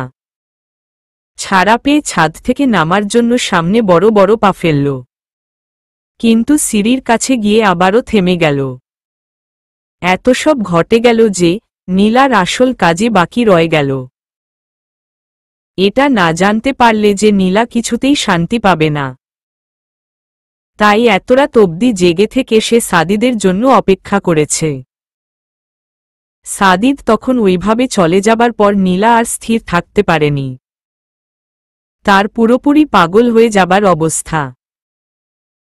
না পেরে শেষ পর্যন্ত সিদ্ধান্ত নিয়েছিল সাদিদের মুখোমুখি হবার। বুকে সাহস সঞ্চয় করে তার রুম অবধি গিয়েছিল। কিন্তু নীলা হতাশ হয়েছে। এরপর থেকে রুম, বসার ঘর, সাদিদের রুমের সামনে হাঁটাহাঁটি করেছে। কিন্তু সাদিদের কোনো খোঁজখবর নেই। ডিনারের টাইমেও তাকে না পেয়ে নীলার মেজাজটাই খারাপ হয়ে যায়। এত অস্থিরতা নিয়ে কি থাকা যায়? এই লোকটা বোধহয় জন্মই নিয়েছে নীলাকে অস্থিরতায় মেরে ফেলার জন্য। পুরোটা কৈশোর নীলা এই অস্থিরতায় কাটিয়েছে। এখনও কি ছেলেটা তাকে শান্তি দিবে না? নীলা এসব আর কত সহ্য করবে? নীলা পিছনে ফিরে দাঁড়াল। বুকটা তার আবারও ধক করে উঠল। সাদিদ এখনো নীলার দিকেই তাকিয়ে আছে। তার দৃষ্টি এমন ঘোলাটে কেন? দুজনই একে অপরের দিকে একদৃষ্টিতে চেয়ে আছে। কিন্তু কারো মুখে কোনো শব্দ নেই। তাদের শব্দহীন অব্যক্ত কথাগুলো যেন মধ্যরাতটাকে আরো ছমছমে করে দিয়েছে। নীলা নিজের জামা খামচে ধরে সাহস নিয়ে কয়েক কদম এগিয়ে আসল। সাদিদের দিকে না তাকিয়েই মাথা নিচু করে ইতস্ততবোধ কণ্ঠে বলল, আপনি তখন কান্না কেন করেছিলেন? কান্না? আর আমি আপনার চোখে পানি দেখেছি। গাল বেয়ে পড়তে দেখেছ? সেটা দেখিনি, কিন্তু আপনার আটকে রাখা অশ্রুজলগুলো আমার চোখের আড়াল হয়নি। আমি বুঝতে পেরেছি। তাই তুমি আমার চোখের ভাষা আদৌ বুঝো? নীলা এবার মাথা তুলে চমকিত দৃষ্টিতে সাদিদের দিকে তাকাল। সে এতক্ষণ কি করছিল ভাবতেই নিজের উপরই তার বিরক্তি আসছে। ইদানিং এই ছেলেটার জন্য নীলার সবকিছু ওলটপালট হয়ে যায়। ভেবে রাখা কোনো কাজও নীলা ঠিকভাবে করতে পারে না। কিন্তু সাদিদের দৃষ্টি গভীর। সে একদৃষ্টিতে নীলার মুখপানেই চেয়ে আছে। নীলা কথার উত্তর না দিতে পেরে এক পা করে পিছিয়ে যেতে লাগল। সাদিদ আচমকা তাকে ডেকে উঠল, নীলাঞ্জনা। নীলার পাজোরা থেমে গেল। সাথে সাথে নীলাও। সাদিদ তাকে এই প্রথম নাম সম্বোধন করেছে। বিগত এতগুলো বছরে সাদিদের থেকে সে একবারও এই ডাকটা শুনেনি। আজই প্রথম, আর আজই নীলা এর ওজন নিতে পারছে না। নীলার শ্বাস ক্রমশ ঘন হয়ে আসছে। সাদিদ এগিয়ে এসে নীলার পিছনে দাঁড়াল। নীলা না ফিরেই বুঝতে পারছে সাদিদ তার খুব কাছে। সাদিদের সংস্পর্শে এসে নীলার শরীর আবারও মৃদু কাঁপছে। সামনে এগিয়ে যাবারও পর্যাপ্ত শক্তি পাচ্ছে না। সাদিদ নীলার কম্পনরত শরীরের দিকে তাকিয়ে নিঃশব্দে মৃদু হাসল। তারপর বলল, যেসব অতীত কষ্ট দেয় সেসব অতীত মনে রেখে কি লাভ? সাদিদ থামল। তার জন্য বলা যতটা সহজ নীলার পক্ষে ভুলে যাওয়া ততটা সহজ নয়। সাদিদ নিজেও সেটা বুঝতে পারে, তাই তো নীলাকে জোর করতে পারে না। ভালোবাসার অধিকার খাটাতে পারে না। সাদিদ আবারও অপরাধী কণ্ঠে বলে উঠল, প্লিজ ভুলে যাও একবার। ক্ষমা করো একবার। নিজের ভুলের জন্য অনুতপ্ত আমি। নিজের করা ভুল শুধরিয়ে নেওয়ার একটাবার সুযোগ দাও। নীলা যেন আরও তেতে উঠল। মুখ না ফিরিয়েই বলে উঠল, কখনোও না। আপনি আমাকে খুব কষ্ট দিয়েছেন। আমি আপনাকে কখনো ক্ষমা করতে পারবো না। আমি আপনাকে ঘৃণা করি। সত্যিই করো? মন থেকে করো? বুকে কষ্ট হচ্ছে না এই কথা বলতে? নীলা থমকে গেল। তার সত্যিই বুকে চিনচিন ব্যথা অনুভব করছে। কিন্তু সাদিদ সেটা জানল কি করে? নীলার শরীরের ব্যথা সে কিভাবে বুঝতে পারল? নীলার কণ্ঠস্বর কাঁপছে। সে কাঁপা গলায় বলার চেষ্টা করল, আমি আপনাকে কখনো ক্ষমা করব না। বলেই নীলা দৌড়ে ছাদ থেকে নিচে নেমে গেল। আর একটু সাদিদের কাছে থাকলে তার হয়তো শ্বাসকষ্টই শুরু হয়ে যেত। নীলা দৃষ্টির বাহিরে যেতেই সাদিদ হেসে ফেলল, যেন সে খুব মজা পেয়েছে।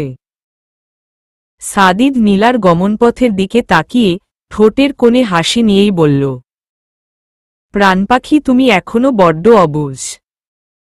কিন্তু আমিও যে হার মানব না, বরং তোমাকে হার মানতে হবে। আমি তোমাকে হারিয়েই ছাড়ব, আর কষ্ট পেতে দেব না। এখন যে কষ্ট দূর করার সময়, এখন আর কোনো বাধা নেই। তাই পাখি, তোমাকে যে এবার জেদ ছাড়তেই হবে, আমার ভালোবাসা গ্রহণ করতেই হবে।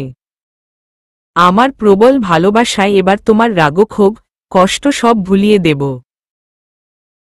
আমার ভালোবাসার খাঁচায় ধরা দেবার সময় হয়েছে পাখি, এবার আর ছাড়ছি না। আপনমনে বলেই সাদিদ আবারও হাসল। তারপর নিজেও নিচে যাবার জন্য পা বাড়াল। এখন যে আর কষ্ট নেই। পাখিটাকে বুকে নিয়ে তার সমস্ত কষ্ট যেন নিঃশেষ হয়ে গেছে। সুখের আনন্দে তার বুকটা ভরে উঠেছে। গায়ে হলুদের আয়োজনে বাড়ির প্রতিটি সদস্য ব্যস্ত।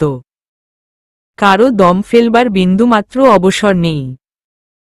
অথচ বাড়ির একজন দিব্যি টইটই করছে। করবে নাই বা কেন? সদ্য ক্লাস 8-এর গণ্ডি পেরিয়ে 9-এ পদার্পণ করা কোনো মেয়ে বড়দের সাথে কাজে হাত লাগাতে চাইবে না। আর সেটাও যদি নীলার মতো চঞ্চল কিশোরী হয়, তাহলে যে কথাই নেই। এই মেয়ে এত দৌড়াদৌড়ি করে না। ব্যথা পাবি তো। আরে ছোট ফুফি, পাব না। স্কুলে এমন বহুত দৌড়াদৌড়ি করি। আচ্ছা, স্কুলে করিস। এখন একটু স্থির হয়ে বসো।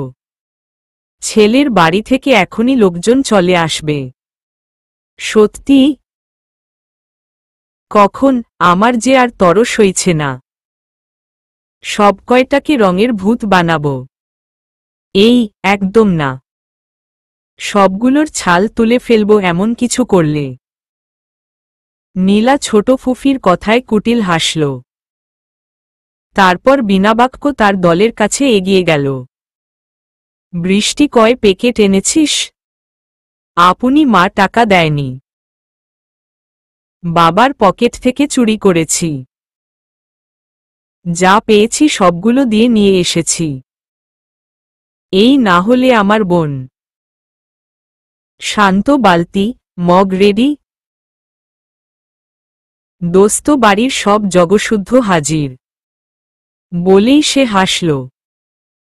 নীলা, বৃষ্টিসহ বাকি উঠতি বয়সী সব মেয়েগুলোই হাসছে। আজ যে বিয়ে বাড়ি রঙের বাড়ি হয়ে যাবে, এটা তারা নিশ্চিত করেছে। আর এই জন্যই তাদের এত উল্লাস। বরপক্ষের গাড়ি পেন্ডেলের সামনে আসতেই তানবীর ফিচেল গলায় বলল, বন্ধু, শাহেদ ভাইয়ের শালিটালি আছে নাকি? সাদিদ হাসল। সে জানে তার বন্ধু কোন উদ্দেশ্য এমনটা বলে যাচ্ছে। সে গাড়ি থেকে নামতে নামতে স্বাভাবিক গলায় বলল, থাকলেও তোর লেভেলের না। শুনেছিলাম পিচ্ছি একটা শালিকা নাকি আছে। ক্লাস 8-9 হবে হয়তো। ধ্যাত, মুডটাই নষ্ট হয়ে গেল। বলেই তানবীর হতাশার একটা নিঃশ্বাস ফেলল। তারপর একটু পরেই দ্বিগুণ উৎসাহে বলে উঠল, সমস্যা নেই ভাই। আজকালকার মেয়েদের গঠন বেশ উন্নত। কয়েকদিন সময় দিলেই পুরো যুবতী বনে যাবে। বলেই তানবীর ঠোঁট বাঁকিয়ে দুষ্টু হাসল। সাদিদ জোরে তানবীরের পিঠে চাপড় লাগিয়ে বলে উঠল, তুই আর শুধরাইলি না। এই বয়সেই তোর এত মেয়ে লাগে? দোস্ত, তোমরা বুঝবা কি? তোমরা যে সাধু সন্ন্যাসী। আর সাধুরা এসব অমৃতের স্বাদ বুঝে না। কয়েকদিন যেমন লাগাতার কাচ্চি ভালো লাগে না, মেয়েরাও হচ্ছে সেই রকম। উল্টিয়ে পাল্টিয়ে চিকেন কাচ্চির মজা নেওয়া লাগে। হেব্বি টেস্ট। বলেই তানবীর আবারও হাসল। কিন্তু এবার সাদিদের সত্যিই বিরক্ত লাগছে। তানবীর সব দিক দিয়েই ভালো, শুধু তার এই মেয়ে বিষয়ক বদভ্যাসটা সাদিদের অসহ্য লাগে। হুহুত বলেও লাভ হয়নি, তাই সে আর কিছু বলল না। বাকি সবাইকে নিয়ে সামনের দিকে এগিয়ে যেতে লাগল। হঠাৎ তানবীরের লুতুপুতু মার্কা গার্লফ্রেন্ডের কল আসতেই সে তাদের থেকে পিছনে পড়ে গেল। সাদিদরা সবাই গেট পেরিয়ে অ্যাপার্টমেন্টের ভিতরে আসতেই তাদের উপর হরেক রঙের বহর পড়ল। সবার গায়ের বাসন্তী সবুজের পাঞ্জাবিগুলো ভিন্ন ভিন্ন রঙে ছেয়ে গেল। সাদিদ সহ সবাই কেবল চোখ বড় বড় করে একে অপরের দিকে তাকাতে লাগল। বিষয়টা তাদের মাথার উপর দিয়ে গেছে। হঠাৎ একঝাঁক তরুণীরা আগমনে তাদের চমকে ভাটা পড়ে। রঙের বাড়িতে শুভেচ্ছা বেয়াইসাব।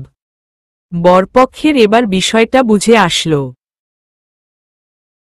গ্রামে এই জিনিসটা প্রায়ই হয়, কিন্তু শহুরে বিয়েগুলোতে এইসব রং মাখামাখি এখন নেই বললেই চলে। তাই নীলাদের এমন রঙের খেলায় বাকি সবাইও সব ভুলে কনেপক্ষকে রং লাগাতে ব্যস্ত হয়ে গেল। এতক্ষণের সবকিছু ভুলে তারা বিষয়টা এবার মজার ছলে নিয়ে নিয়েছে। তাই আনন্দ হৈহট্টগোল একটা পরিবেশে দুই পক্ষ রং মাখামাখিতে ব্যস্ত আছে। সবার হাতে আবির আর ভিন্ন রঙের পানি থাকলেও সাদিদ হাতশূন্য অবস্থায় দাঁড়িয়ে আছে। দৃষ্টি তার একদিকে স্থির। ছোট্ট একটা মেয়ে গোলজামা টাইপের কিছু একটা পরে ওড়নাটা তার কোমরে গিঁট দিয়ে রেখেছে। হেসে হেসে সবাইকে নিয়ে বরপক্ষকে রঙে মাখাচ্ছে। সাদিদ মেয়েটার বয়স আন্দাজ করতে পারছে না। একেবারে কৈশোর বা যুবতী কিছুই বলা যায় না। এই দুইয়ের মধ্যস্থলেই সে মেয়েটাকে এনে দাঁড় করিয়েছে। শরীরের গঠনগুলো এমনটাই বলছে। প্রাপ্ত বয়সের মেয়েলি ভাঁজগুলো এখনও তার শরীরে পড়েনি। ভিজে জামাতে যেটা সাদিদের চোখে স্পষ্ট। সাদিদ এতক্ষণ মুগ্ধ দৃষ্টিতে সেই কন্যাকে দেখলেও আচমকা তার হাতমুঠো হয়ে গেল। হাতের রগগুলো স্পষ্ট হতে লাগল। তার চোখসহ মুখের বর্ণ লাল হতেই সে মেয়েটার দিকে এগিয়ে যেতে লাগল। বাসার ভিতরে যাও। আচমকা কারো এমন আদেশপূর্ণ কথাতে নীলা চমকে তার দিকে তাকাল। কিন্তু সামনের লোকটিকে চিনতে না পেরে তার কপাল কুঁচকে এলো। নীলা কুচকানো কপাল নিয়েই বলল, আপনি কি আমাকে বলছেন? সাদিদ আশেপাশে একবার তাকাল। দুপক্ষ মিলে বেশ অনেকজনই এখানে উপস্থিত, কিন্তু তাদের কারো দৃষ্টি এদিকে নেই। সে নীলার দিকে তাকিয়ে আবারও গম্ভীরস্বরে বলে উঠল, তোমাকেই বলেছি, সবাইকে নিয়ে ভিতরে যাও। সর্বপ্রথম শুকনো জামা পরবে, তারপর অন্য কিছু। নীলা বেশ বিরক্ত হল। এমন করার কোনো মানে হচ্ছে? নীলারও রাগ উঠল। সাদিদের কথা তো শুনলই না, বরং আরও দ্বিগুণ উৎসাহে সামনে এগিয়ে যেতে নিলেই সাদিদ তার হাত টেনে ধরে। নীলা বিস্ফোরিত চোখে সাদিদের ধরে রাখা হাতের দিকে তাকাল। এই ছেলের সাহস দেখে সে প্রচণ্ড অবাক। চেনা পরিচয় ছাড়া এতগুলো মানুষের সামনে নীলার হাত চেপে ধরেছে। নীলা দাঁত কিরমিরিয়ে রাগী গলায় বলল, আপনার সাহস তো কম না। আপনি আমার হাত টেনে ধরেছেন? ছাড়ুন বলছি, প্লিজ ভিতরে যাও। জামা ভিজে আছে তোমার, দেখতে খুব খারাপ লাগছে। নীলার রাগ যেন এখন আরও বেড়ে গেল। নীলার মাথায় যখনই শরীরের বিষয়টা আসলো, সে সাদিদের দিকে ঘৃণাপূর্ণ দৃষ্টিতে তাকাল। কিন্তু সাদিদ যে তার ভালোর জন্য কথাটা বলেছে সেদিকে তার বিন্দুমাত্র খেয়াল নেই। রাগ তাকে পুরোপুরি অন্ধ করে দিয়েছে। সে ধরেই নিয়েছে সাদিদ এতক্ষণ তার শরীর লক্ষ্য করেছে, যার জন্য তার রাগটা আরও বেড়ে গেল। নীলার এমন রাগী দৃষ্টির মধ্যেই সাদিদের নজর তানবীরের দিকে পড়ল। আর মুহূর্তেই সাদিদের মুখে অন্ধকার নেমে এলো। তানবীর পুরো মেয়েবাজ। কি সব রসকস মিশিয়ে কথা বলে যে মেয়েরা তার জালে অনায়াসে আটকা পড়ে।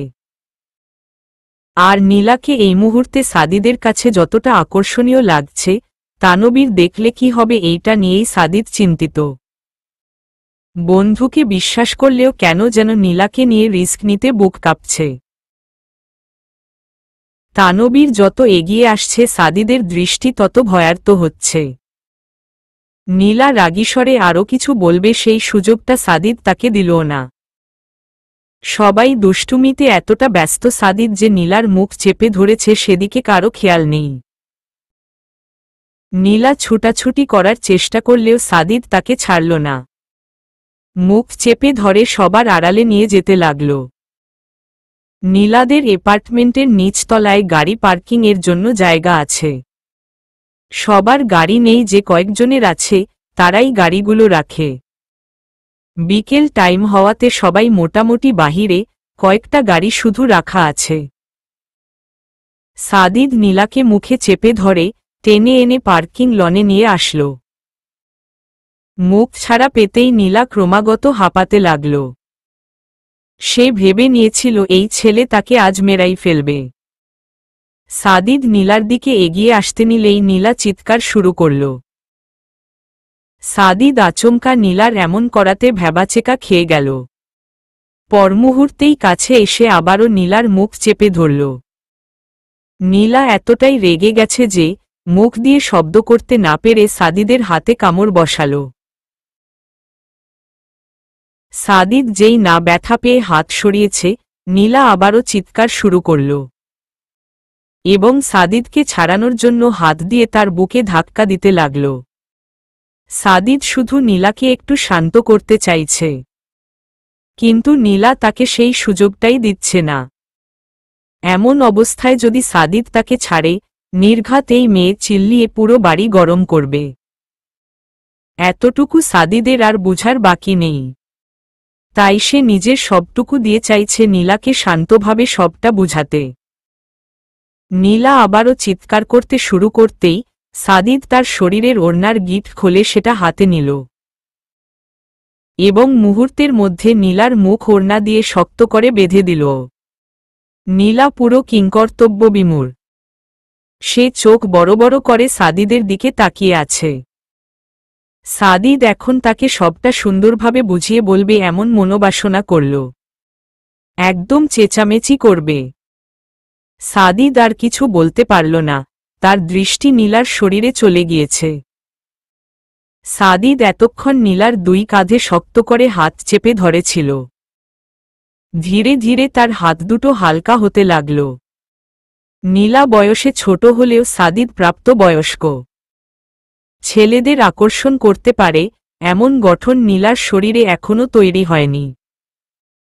কিন্তু তারপরও সাদিদ যেন নীলার এই শুকনো শরীরের মধ্যেই নেশা খুঁজে পাচ্ছে। ছোটবেলা থেকে এই যুবক বয়স পর্যন্ত মেয়েদের শরীরের উপর তার কখনো লোভ হয়নি। বরং সে অনৈতিকভাবে এসব কাজ করাকে বড্ড ঘৃণা করে। কিন্তু আজ নিজেই নেশাগ্রস্তের মতো নীলার দিকে তাকিয়ে আছে। সাদিদের গলা শুকিয়ে আসছে। ওড়না দিয়ে মুখ বেঁধে দেওয়ার ফলে নীলার বুক এখন উন্মুক্ত। ওড়না না থাকায় সাদিদের চোখ দুটোতে না চাইতেও বারবার ঘোর লেগে যাচ্ছে এবং ক্রমশ সেই নেশায় সে আসক্ত হচ্ছে। নীলা সাদিদের থেকে ছুটার জন্য মোচড়ামুচড়ি শুরু করতেই সাদিদ নীলাকে গাড়ির সাথে চেপে ধরল। নীলা কিছু বুঝে ওঠার আগেই সাদিদ নীলার গলায় মুখ ডুবিয়ে দিল। ছোট নীলা এসব স্পর্শের সাথে পরিচিত নয়, তাই তার পুরো শরীর শিরশিরানি দিয়ে উঠল। সাদিদ যেন নীলার মৃদু কম্পনে আরও আসক্ত হয়ে পড়ছে। সাদিদ এক হাতে নীলার মসৃণ কোমর শক্ত চেপে ধরে, অন্য হাত নীলার গলায় রেখে তার উষ্ণ ঠোঁট দিয়ে নীলাকে স্পর্শ করতে লাগল। নীলা মুখ দিয়ে আওয়াজ করতে না পারাতে তার চোখ দিয়ে শুধু পানি পড়ছে। নীলার শরীর ক্রমশ অবশ হয়ে আসছে। তার শরীর সাদিদের এসব গভীর স্পর্শ কুলিয়ে উঠতে পারছে না। সাদিদ গুটি কয়েক গভীর চুমু খেয়েই নীলার থেকে ছিটকে দূরে সরে আসল। নিজের করা কর্মে নিজেই এখন হতবাক হয়ে গেল। এতক্ষণ সে কি করেছিল ভাবতেই তার নিজেরই শরীরে কাঁটা দিয়ে উঠল। এমন ছোট্ট একটা মেয়ের সাথে সে এতটা নির্দয় কি করে হল?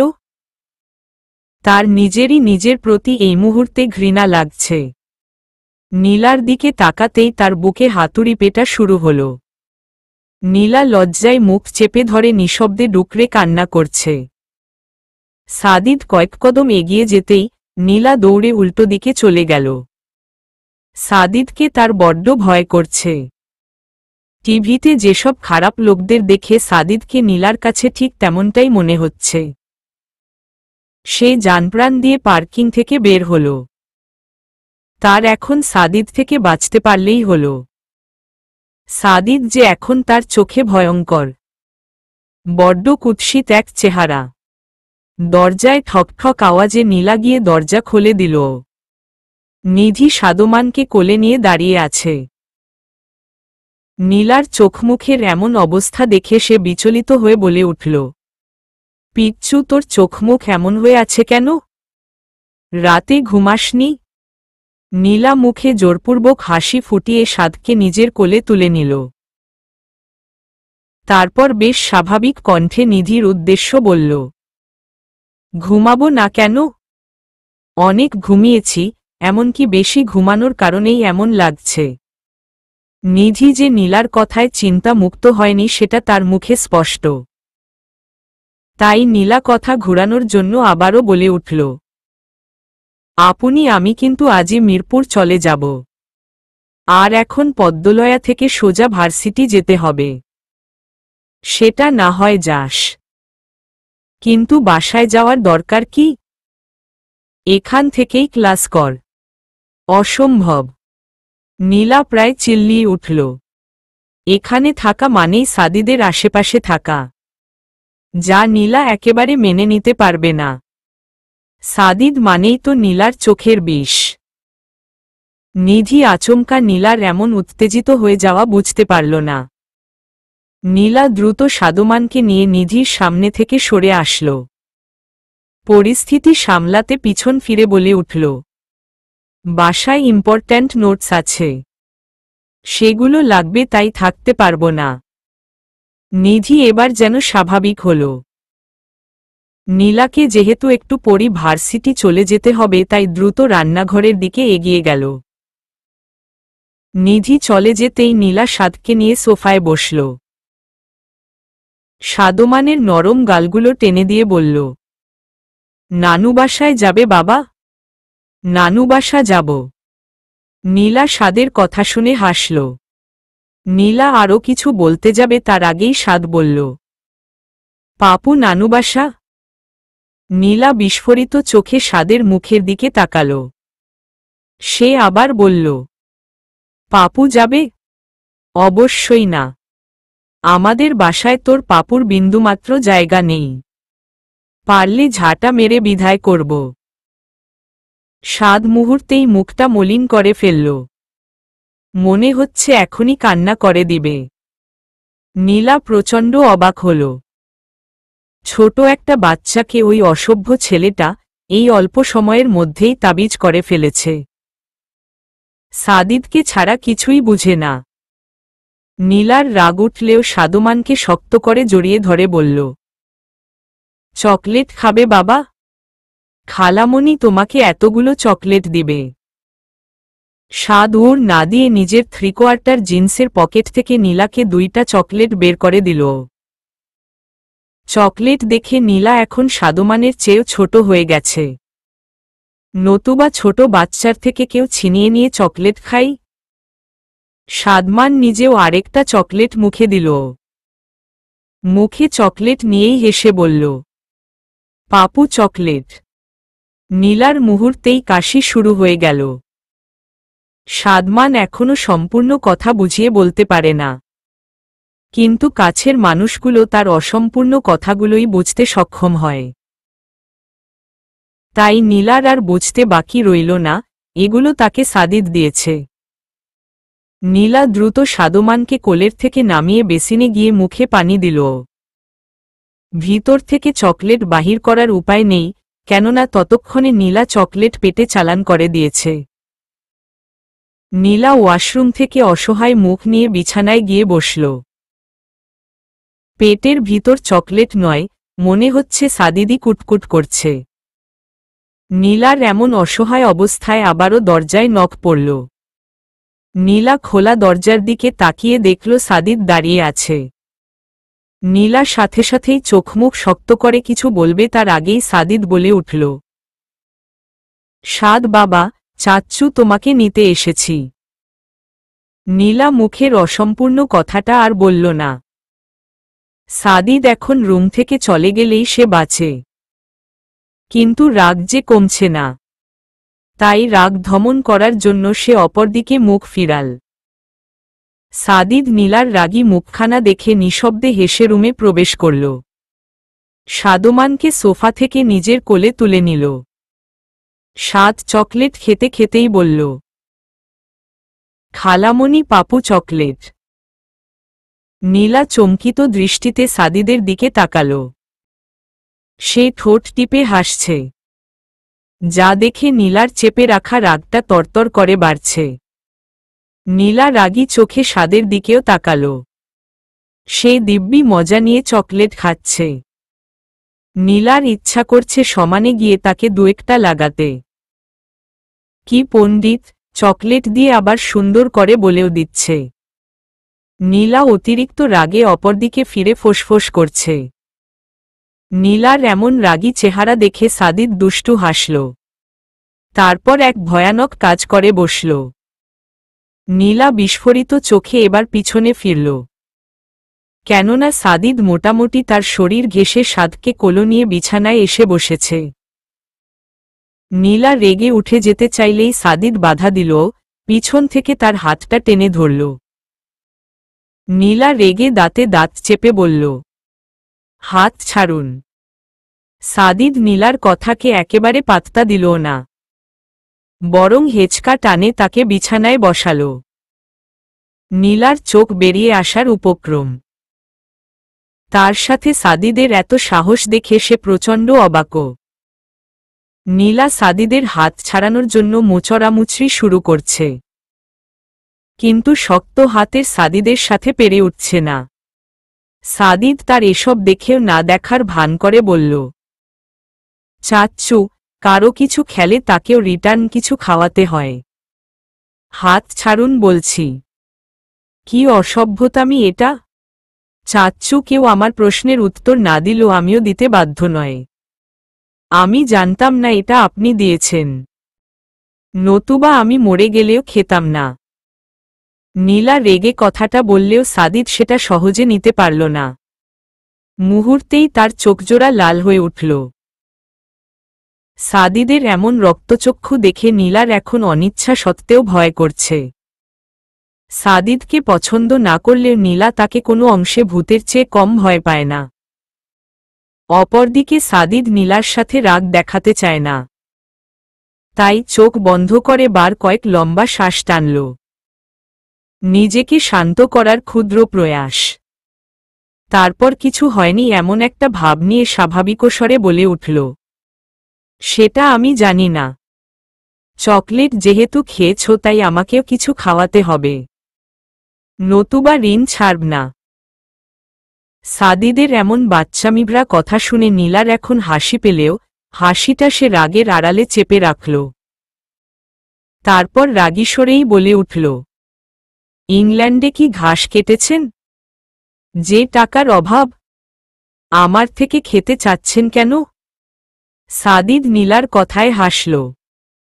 তারপর সাদের গালগুলো টেনে দিতে দিতে বলল, এত সব জানি না।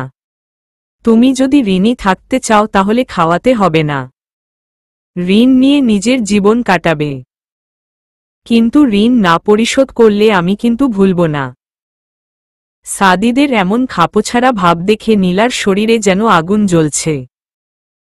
তাকে কি সে কম জ্বালিয়েছে যে এখন আবার নতুনভাবে ঝালানো শুরু করেছে? একটা চকলেট নিয়ে এত ঋণফিন হয়ে যাবে জানলে নীলা জীবনেও চকলেট মুখে দিত না। নীলা সাদিদের যন্ত্রণা সহ্য করতে না পেরে দাঁতে দাঁত চেপে বলল, আমি আপনার মতো বেয়াদব, অসভ্য নয়। তাই নিজের কার্ড নাম্বার বলে দিয়েন, আপনার খাওয়ার টাকা অ্যাকাউন্টে পাঠিয়ে দিব। এ হাসছে আমার টাকাওয়ালি। নিজে উপস্থিত থেকে তারপর খাওয়াতে হবে। খেতে বলেছেন, খাওয়াব। উপস্থিত থাকতে হবে কেন? কারণ আমি এটা চাই। আর যদি না থাক তাহলে ঋণ ছাড়ব না। নীলার এই মুহূর্তে ইচ্ছে করছে সমানে কয়েকটা ইট দিয়ে সাদিদের মাথাটা ফাটিয়ে দিতে। সম্ভব নয় বলে সে রাগ নিয়েই হনহনিয়ে ওয়াশরুমের দিকে এগিয়ে গেল। দরজাটা ঠাস করে লাগিয়ে দিতেই সাদিদ হেসে ফেলল। সে জানে তার প্রাণপাখি রাগ নিয়ে হলেও তার ইচ্ছা পূরণ করবে। কেননা সাদিদ তাকে এমনভাবেই জালে আটকিয়েছে। সাদিদকে হাসতে দেখে ছোট্ট সাদমানও খিলখিলিয়ে হাসতে লাগল। সাদিদ সাদমানের গালে চুমু দিয়ে বলল, তোমার খালামণি, সরি তোমার চাচিমণি চাচ্চুর সাথে রাগ করেছে বাবা। দেখেছ রেগে কেমন অ্যাটমোবম হয়ে আছে? পাপিমণি। পাপিমণি। বলেই সাদিদ আবারও হাসল। ছোট্ট সাদমান সাদিদের কথার মানে কিছুই বুঝেনি। কিন্তু সাদিদকে হাসতে দেখে সেও হাসতে লাগল। নীলা রেডি হয়ে নাস্তার টেবিলে আসতেই আবারও সাদিদের দর্শন। নীলা বিরক্তিতে চোখমুখ কুঁচকে শায়লা রহমানের পাশে গিয়ে বসল। তিনি নীলাকে দেখেই অভিমান স্বরে বলে উঠলেন, কিরে মা, তুই নাকি আজকেই চলে যাবি? মামনি মন খারাপ করো না, কয়েকদিন পর আবারও আসব। তুই তো বরাবরই এই কথা বলিস। কই, দেখি না তো আসতে। নীলা এবার ফিক করে হেসে দিল। তারপর শায়লা রহমানকে এক হাতে জড়িয়ে ধরে বলল, এইবার সত্যিই আসব। প্রমিজ করছি।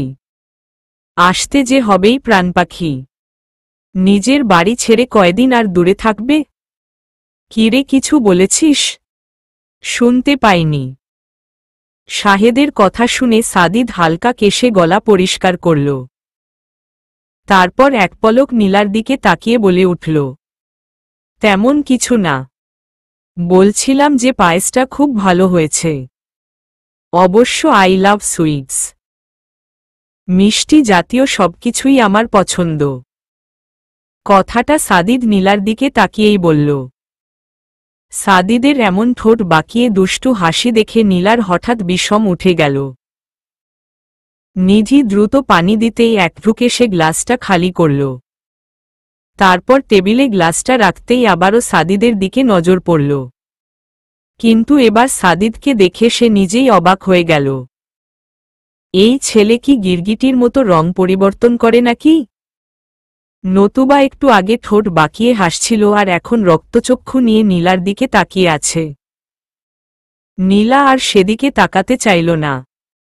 চুপচাপ সে নাস্তা খাওয়াতে মনোযোগ দিল। নিধি বাবুকে নিয়ে আসো। দেখি, সাথে যদি একটু খায়। আপনার ছেলেকে কম বলেনি। সে এখনো ছবি দেখাতে ব্যস্ত। বাবু এখনো অ্যালবাম নিয়ে বসে আছে। কিসের ছবি ভাইয়া? আর বলিস না। সকাল থেকেই আমাদের বিয়ের অ্যালবাম নিয়ে বসে আছে। একজনকে দেখে আর আমাদের জিজ্ঞাসা করে এইটা কে? আর যদি নিজে চিনতে পারে কথাই নেই। তার হাসতে হাসতে অবস্থা খারাপ। শাহেদের কথা শুনে উপস্থিত সবাই হাসছে। নীলারও বোনপোর পাকনামি শুনে মনটা এবার ভালো হয়ে গেছে। তাদের কথোপকথনের মধ্যেই সাদ অ্যালবাম হাতে ডাইনিং টেবিলে আসল। শাহেদের পাশে গিয়ে কোলে উঠতে চাইলে শাহেদ বামহাত বাড়িয়ে ছেলেকে কোলে তুলে নিল। সাদ তাকে অ্যালবামটা দেখিয়ে বলে উঠল, পাপি নাই। সবাই তার কথা শুনে একে অপরের মুখের দিকে তাকালেও নীলা এবং সাদিদ স্থির হয়ে মাথা নিচু করে আছে। বাবা পাপি নাই? বাবু শুধুমাত্র চাচ্ছুই না, তোমার খালামণিও নাই। শাহেদের কথা শুনে নিধিরও এবার মনটা খারাপ হয়ে গেল। কেননা তার বিয়ে নিয়ে এত হাসিয়ানন্দ করা বোনটা গায়ে হলুদের দিন থেকে একেবারে চুপসে গিয়েছিল। এত বলেও নীলাকে বিয়ের অনুষ্ঠানে হাজির করানো যায়নি। অপরদিকে অনাকাঙ্ক্ষিতভাবে সাদিদও বিয়ের সময় নিখোঁজ ছিল। দুই পরিবারের যে দিনটা কেমন কেটেছে সেটা কেবল তারাই জানে। শুধুমাত্র লোয়াক সমাজের কথা চিন্তা করে সেদিন নীলা সাদিদকে ছাড়াই বিয়েটা সম্পূর্ণ হয়েছিল। কি হয়েছিল তাদের, বা কেন তারা এমন চুপসে গিয়েছিল, সেটার কারণ দুই পরিবারের কেউ আজ পর্যন্ত জানে না। হাজার বলেও আশানুরূপ কোনো উত্তর তাদের থেকে পাওয়া যায়নি। আচ্ছা বাদ দে শাহেদ, যা হয়ে গিয়েছে সেটা ভেবে আর কি হবে? মা, বাদ দিতে চাইলেই কি সব বাদ দেওয়া যায়? ছোট্ট দুইটা ভাইবোন এমন একটা খুশির মুহূর্তে আমাদের সাথে উপস্থিত ছিল না, এটা ভুলে যাওয়া কি এতটা সোজা? ওকে ভাইয়া, মনটা যেহেতু এত খারাপ, এক কাজ করো তুমি আর ভাবিমণি আবার বিয়েটা করে ফেল। এবার কিন্তু প্লাস পয়েন্ট হিসেবে সাদমানও উপস্থিত থাকবে। 2-এর ভিতর 3। কি বলো, আইডিয়াটা জোশ না? বলেই সাদিদ ভ্রুজোড়া নাচাল। শাহেদ এবার হেসে দিয়ে সাদিদের পিঠে জোরে চাপড় বসাল। তারপর সাদিদের কানে কানে ফিসফিসিয়ে বলল, আমার কিন্তু সমস্যা নেই, এক পায়ে রাজি আছি। তোর ভাবিমণিকে রাজি করা, তাহলেই চলবে। বিয়ের সাথে সাথে বাসরটাও আবার হয়ে যাবে। ছেলে আসার পর তো নিজের বউকে কাছেই পাই না। সো চিপ ভাইয়া, ভাবিমণিকে কিন্তু বলে দিব। শাহেদকে থামাতে বললেও সাদিদ নিজেই এবার হাসছে। হাসিমুখেই সে আবারও নীলার দিকে তাকাল। নীলা ভ্রু কুঁচকে তাদের দুই ভাইয়ের দিকেই তাকিয়ে আছে। সাদিদ আচমকা নীলার দিকে তাকিয়ে সবার অগোচরে তাকে চুপ টিপল। নীলার চোখ বড় বড় করে ফেলা দেখে সাদিদ আবার মৃদু হাসল। নীলাও পরমুহূর্তে মাথা নিচু করে লাজুক হাসল। কিন্তু কেন হাসল, সেটার কারণ তার নিজের কাছেই অজানা রয়ে গেল। গাড়ির সামনে দাঁড়িয়ে নীলা রাগে ফোঁসফোঁস করছে। কেননা শাহেদ তাকে জোর করে সাদিদের সাথে পাঠিয়েছে। জিজুকে অনেক সম্মান করে বলে মুখের উপর কথা বলতে পারেনি। কিন্তু এখন যে নিজের রাগটা দমন করতে পারছে না। সাদিদ ড্রাইভিং সিটে বসে সবটাই দেখছে আর ঠোঁট টিপে নিঃশব্দে হাসছেও। এই মেয়েটার রাগজেদ, অভিমান সবকিছুই তার কাছে অত্যধিক প্রিয়। সাদিদ নিজের হাসি থামিয়ে এবার গম্ভীরস্বরে বলে উঠল, আমার কি আর কোনো কাজ নেই? সারাদিন কি এখানেই বসে থাকব? ইচ্ছে হলে ঘুমিয়ে থাকুন। আমাকে বিরক্ত করছেন কেন? ফর ইউর কাইন্ড ইনফরমেশন, আমি এখানে নাচতে নাচতে আসিনি। তোমার জিজু মানে আমার ভাইয়া খুবই আন্তরিকতার সহিত অনুরোধ করেছে উনার প্রাণপ্রিয় শালিকাকে যেন ভার্সিটি ড্রপ করে আসি। বুঝেছেন? নীলা কোনো ওর দিল না। রাগ নিয়েই পিছনের দরজা খোলার জন্য হাত দিতেই সাদিদ ধমকিয়ে উঠল, আমাকে কি তোমার ড্রাইভার পেয়েছ নাকি? চুপচাপ সামনে এসে বসো। সাদিদের ধমকি খেয়ে নীলার রাগও তাকে একা ফেলে চলে গেছে। দুসময়ে সবাই স্বার্থপর। নীলা মনের দুঃখ মনে নিয়ে সামনে এসে বসল। সাদিদকে সহ্য করতে না পারলেও সে তাকে ভীষণ ভয় পায়, যা নীলা ইতিমধ্যেই হাড়ে হাড়ে বুঝে গেছে। নীলা একেবারে কাচুমাচু হয়ে বসে পড়েছে। তার কোনো নড়চড় নেই। সাদিদ তাকে দেখে নিঃশব্দে হাসল। নীলা সিটবেল্ট না লাগিয়ে বসে রয়েছে। তাই সাদিদ এবার গলা খাকারি দিয়ে বলল, নীলাঞ্জনা সিটবেল্ট লাগাও। নীলা ভদ্রমেয়ের মতো সিটবেল্ট বেঁধে নিল। সাদিদকে এখন তার ভীষণ ভয় করছে।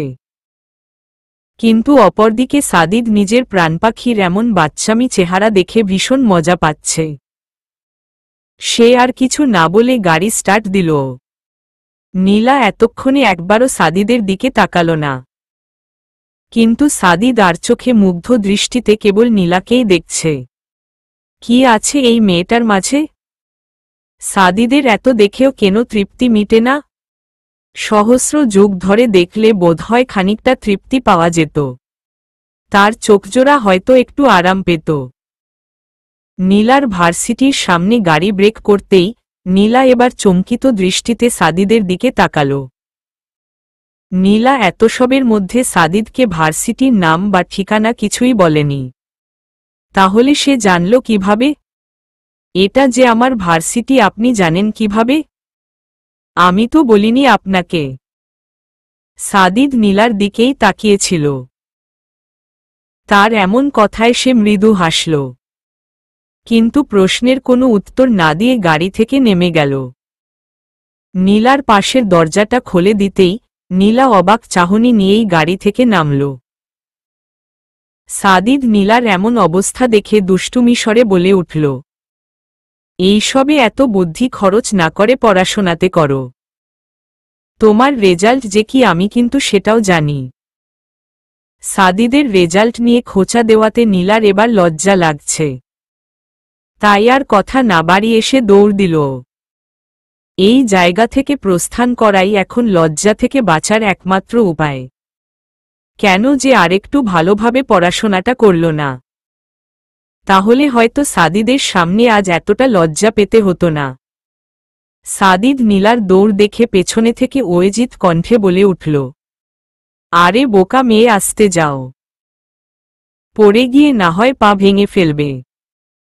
কে শুনে কার কথা? নীলা এক দৌড়ে সাদিদের দৃষ্টির বাহিরে। সাদিদ এবার হাসতে লাগল, আর নিজের মনেই বলে উঠল, পাগলি মেয়ে একটা।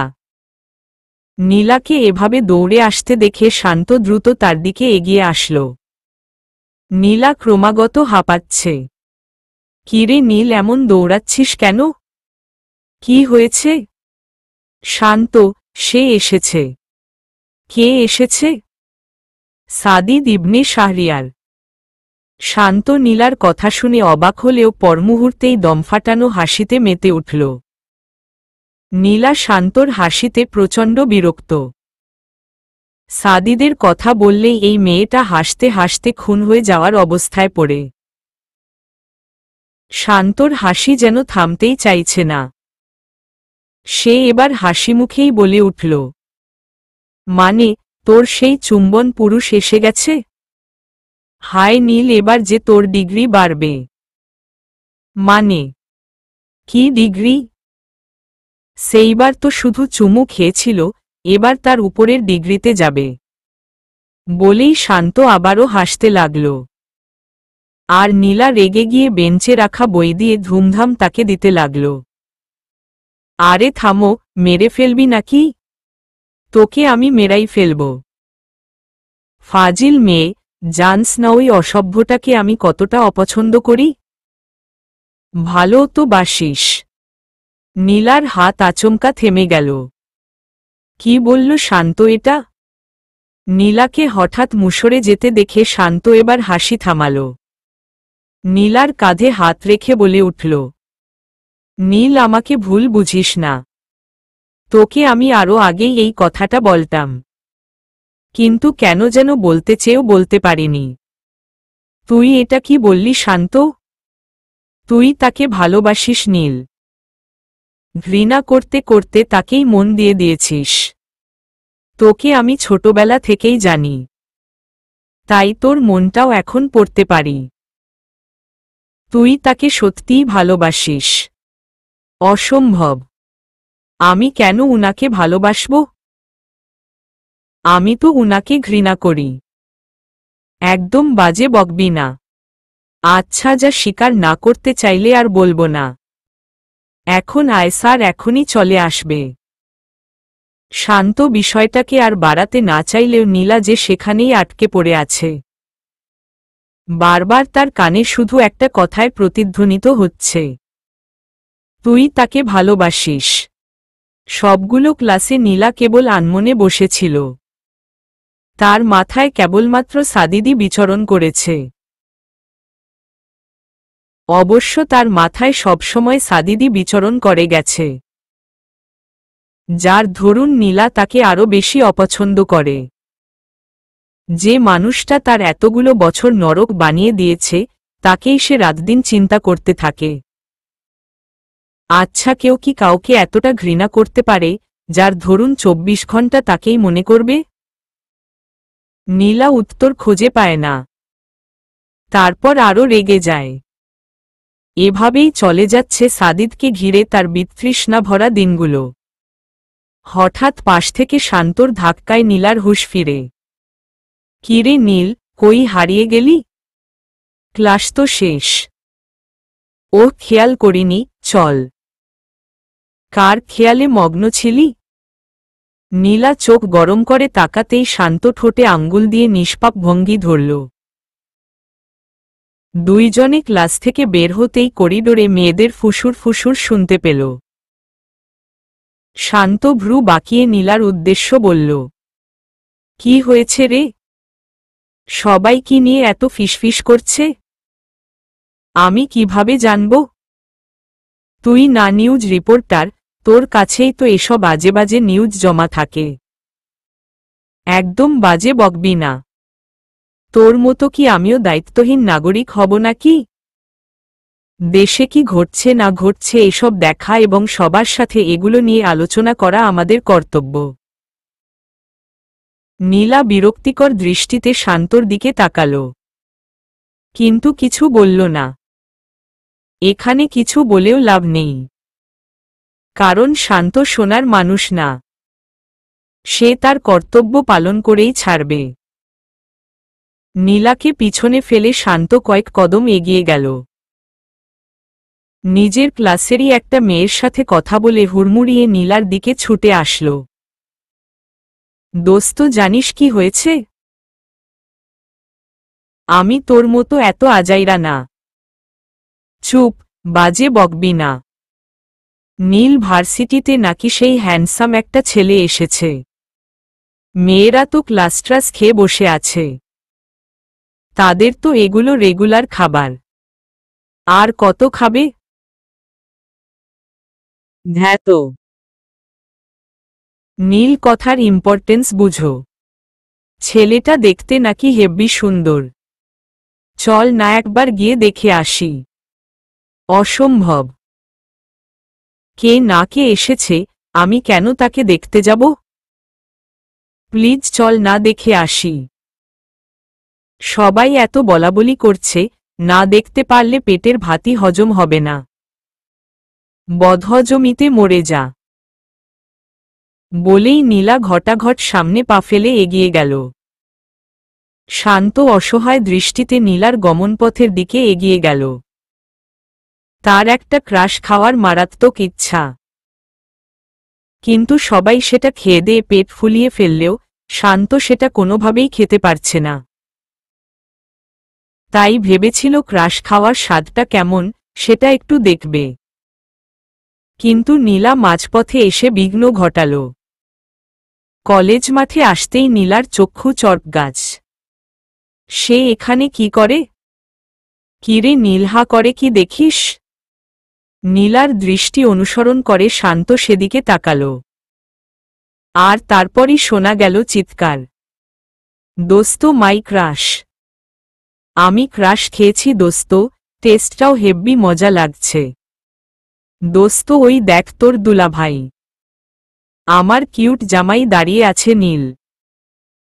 নীলা যতটা না সাদিদকে দেখে অবাক হয়েছিল, শান্তর এমন কথা শুনে সেটা দ্বিগুণ হয়ে গেল। কি বলে এই মেয়ে? নীলা এবার ভালোভাবে আশেপাশে তাকাতেই দেখতে পেল মেয়েরা কিভাবে সাদিদকে গিলে খাচ্ছে। মেয়েরা যে এতটা নির্লজ্জ হতে পারে, নীলা সেটা আগে জানলেও আজ যেন মাথায় রক্ত উঠে যাচ্ছে। ইচ্ছে করছে এক চড়ে সবগুলোর দাঁত ফেলে দিতে। নীলা রাগী চোখে এবার সাদিদের দিকেও তাকাল।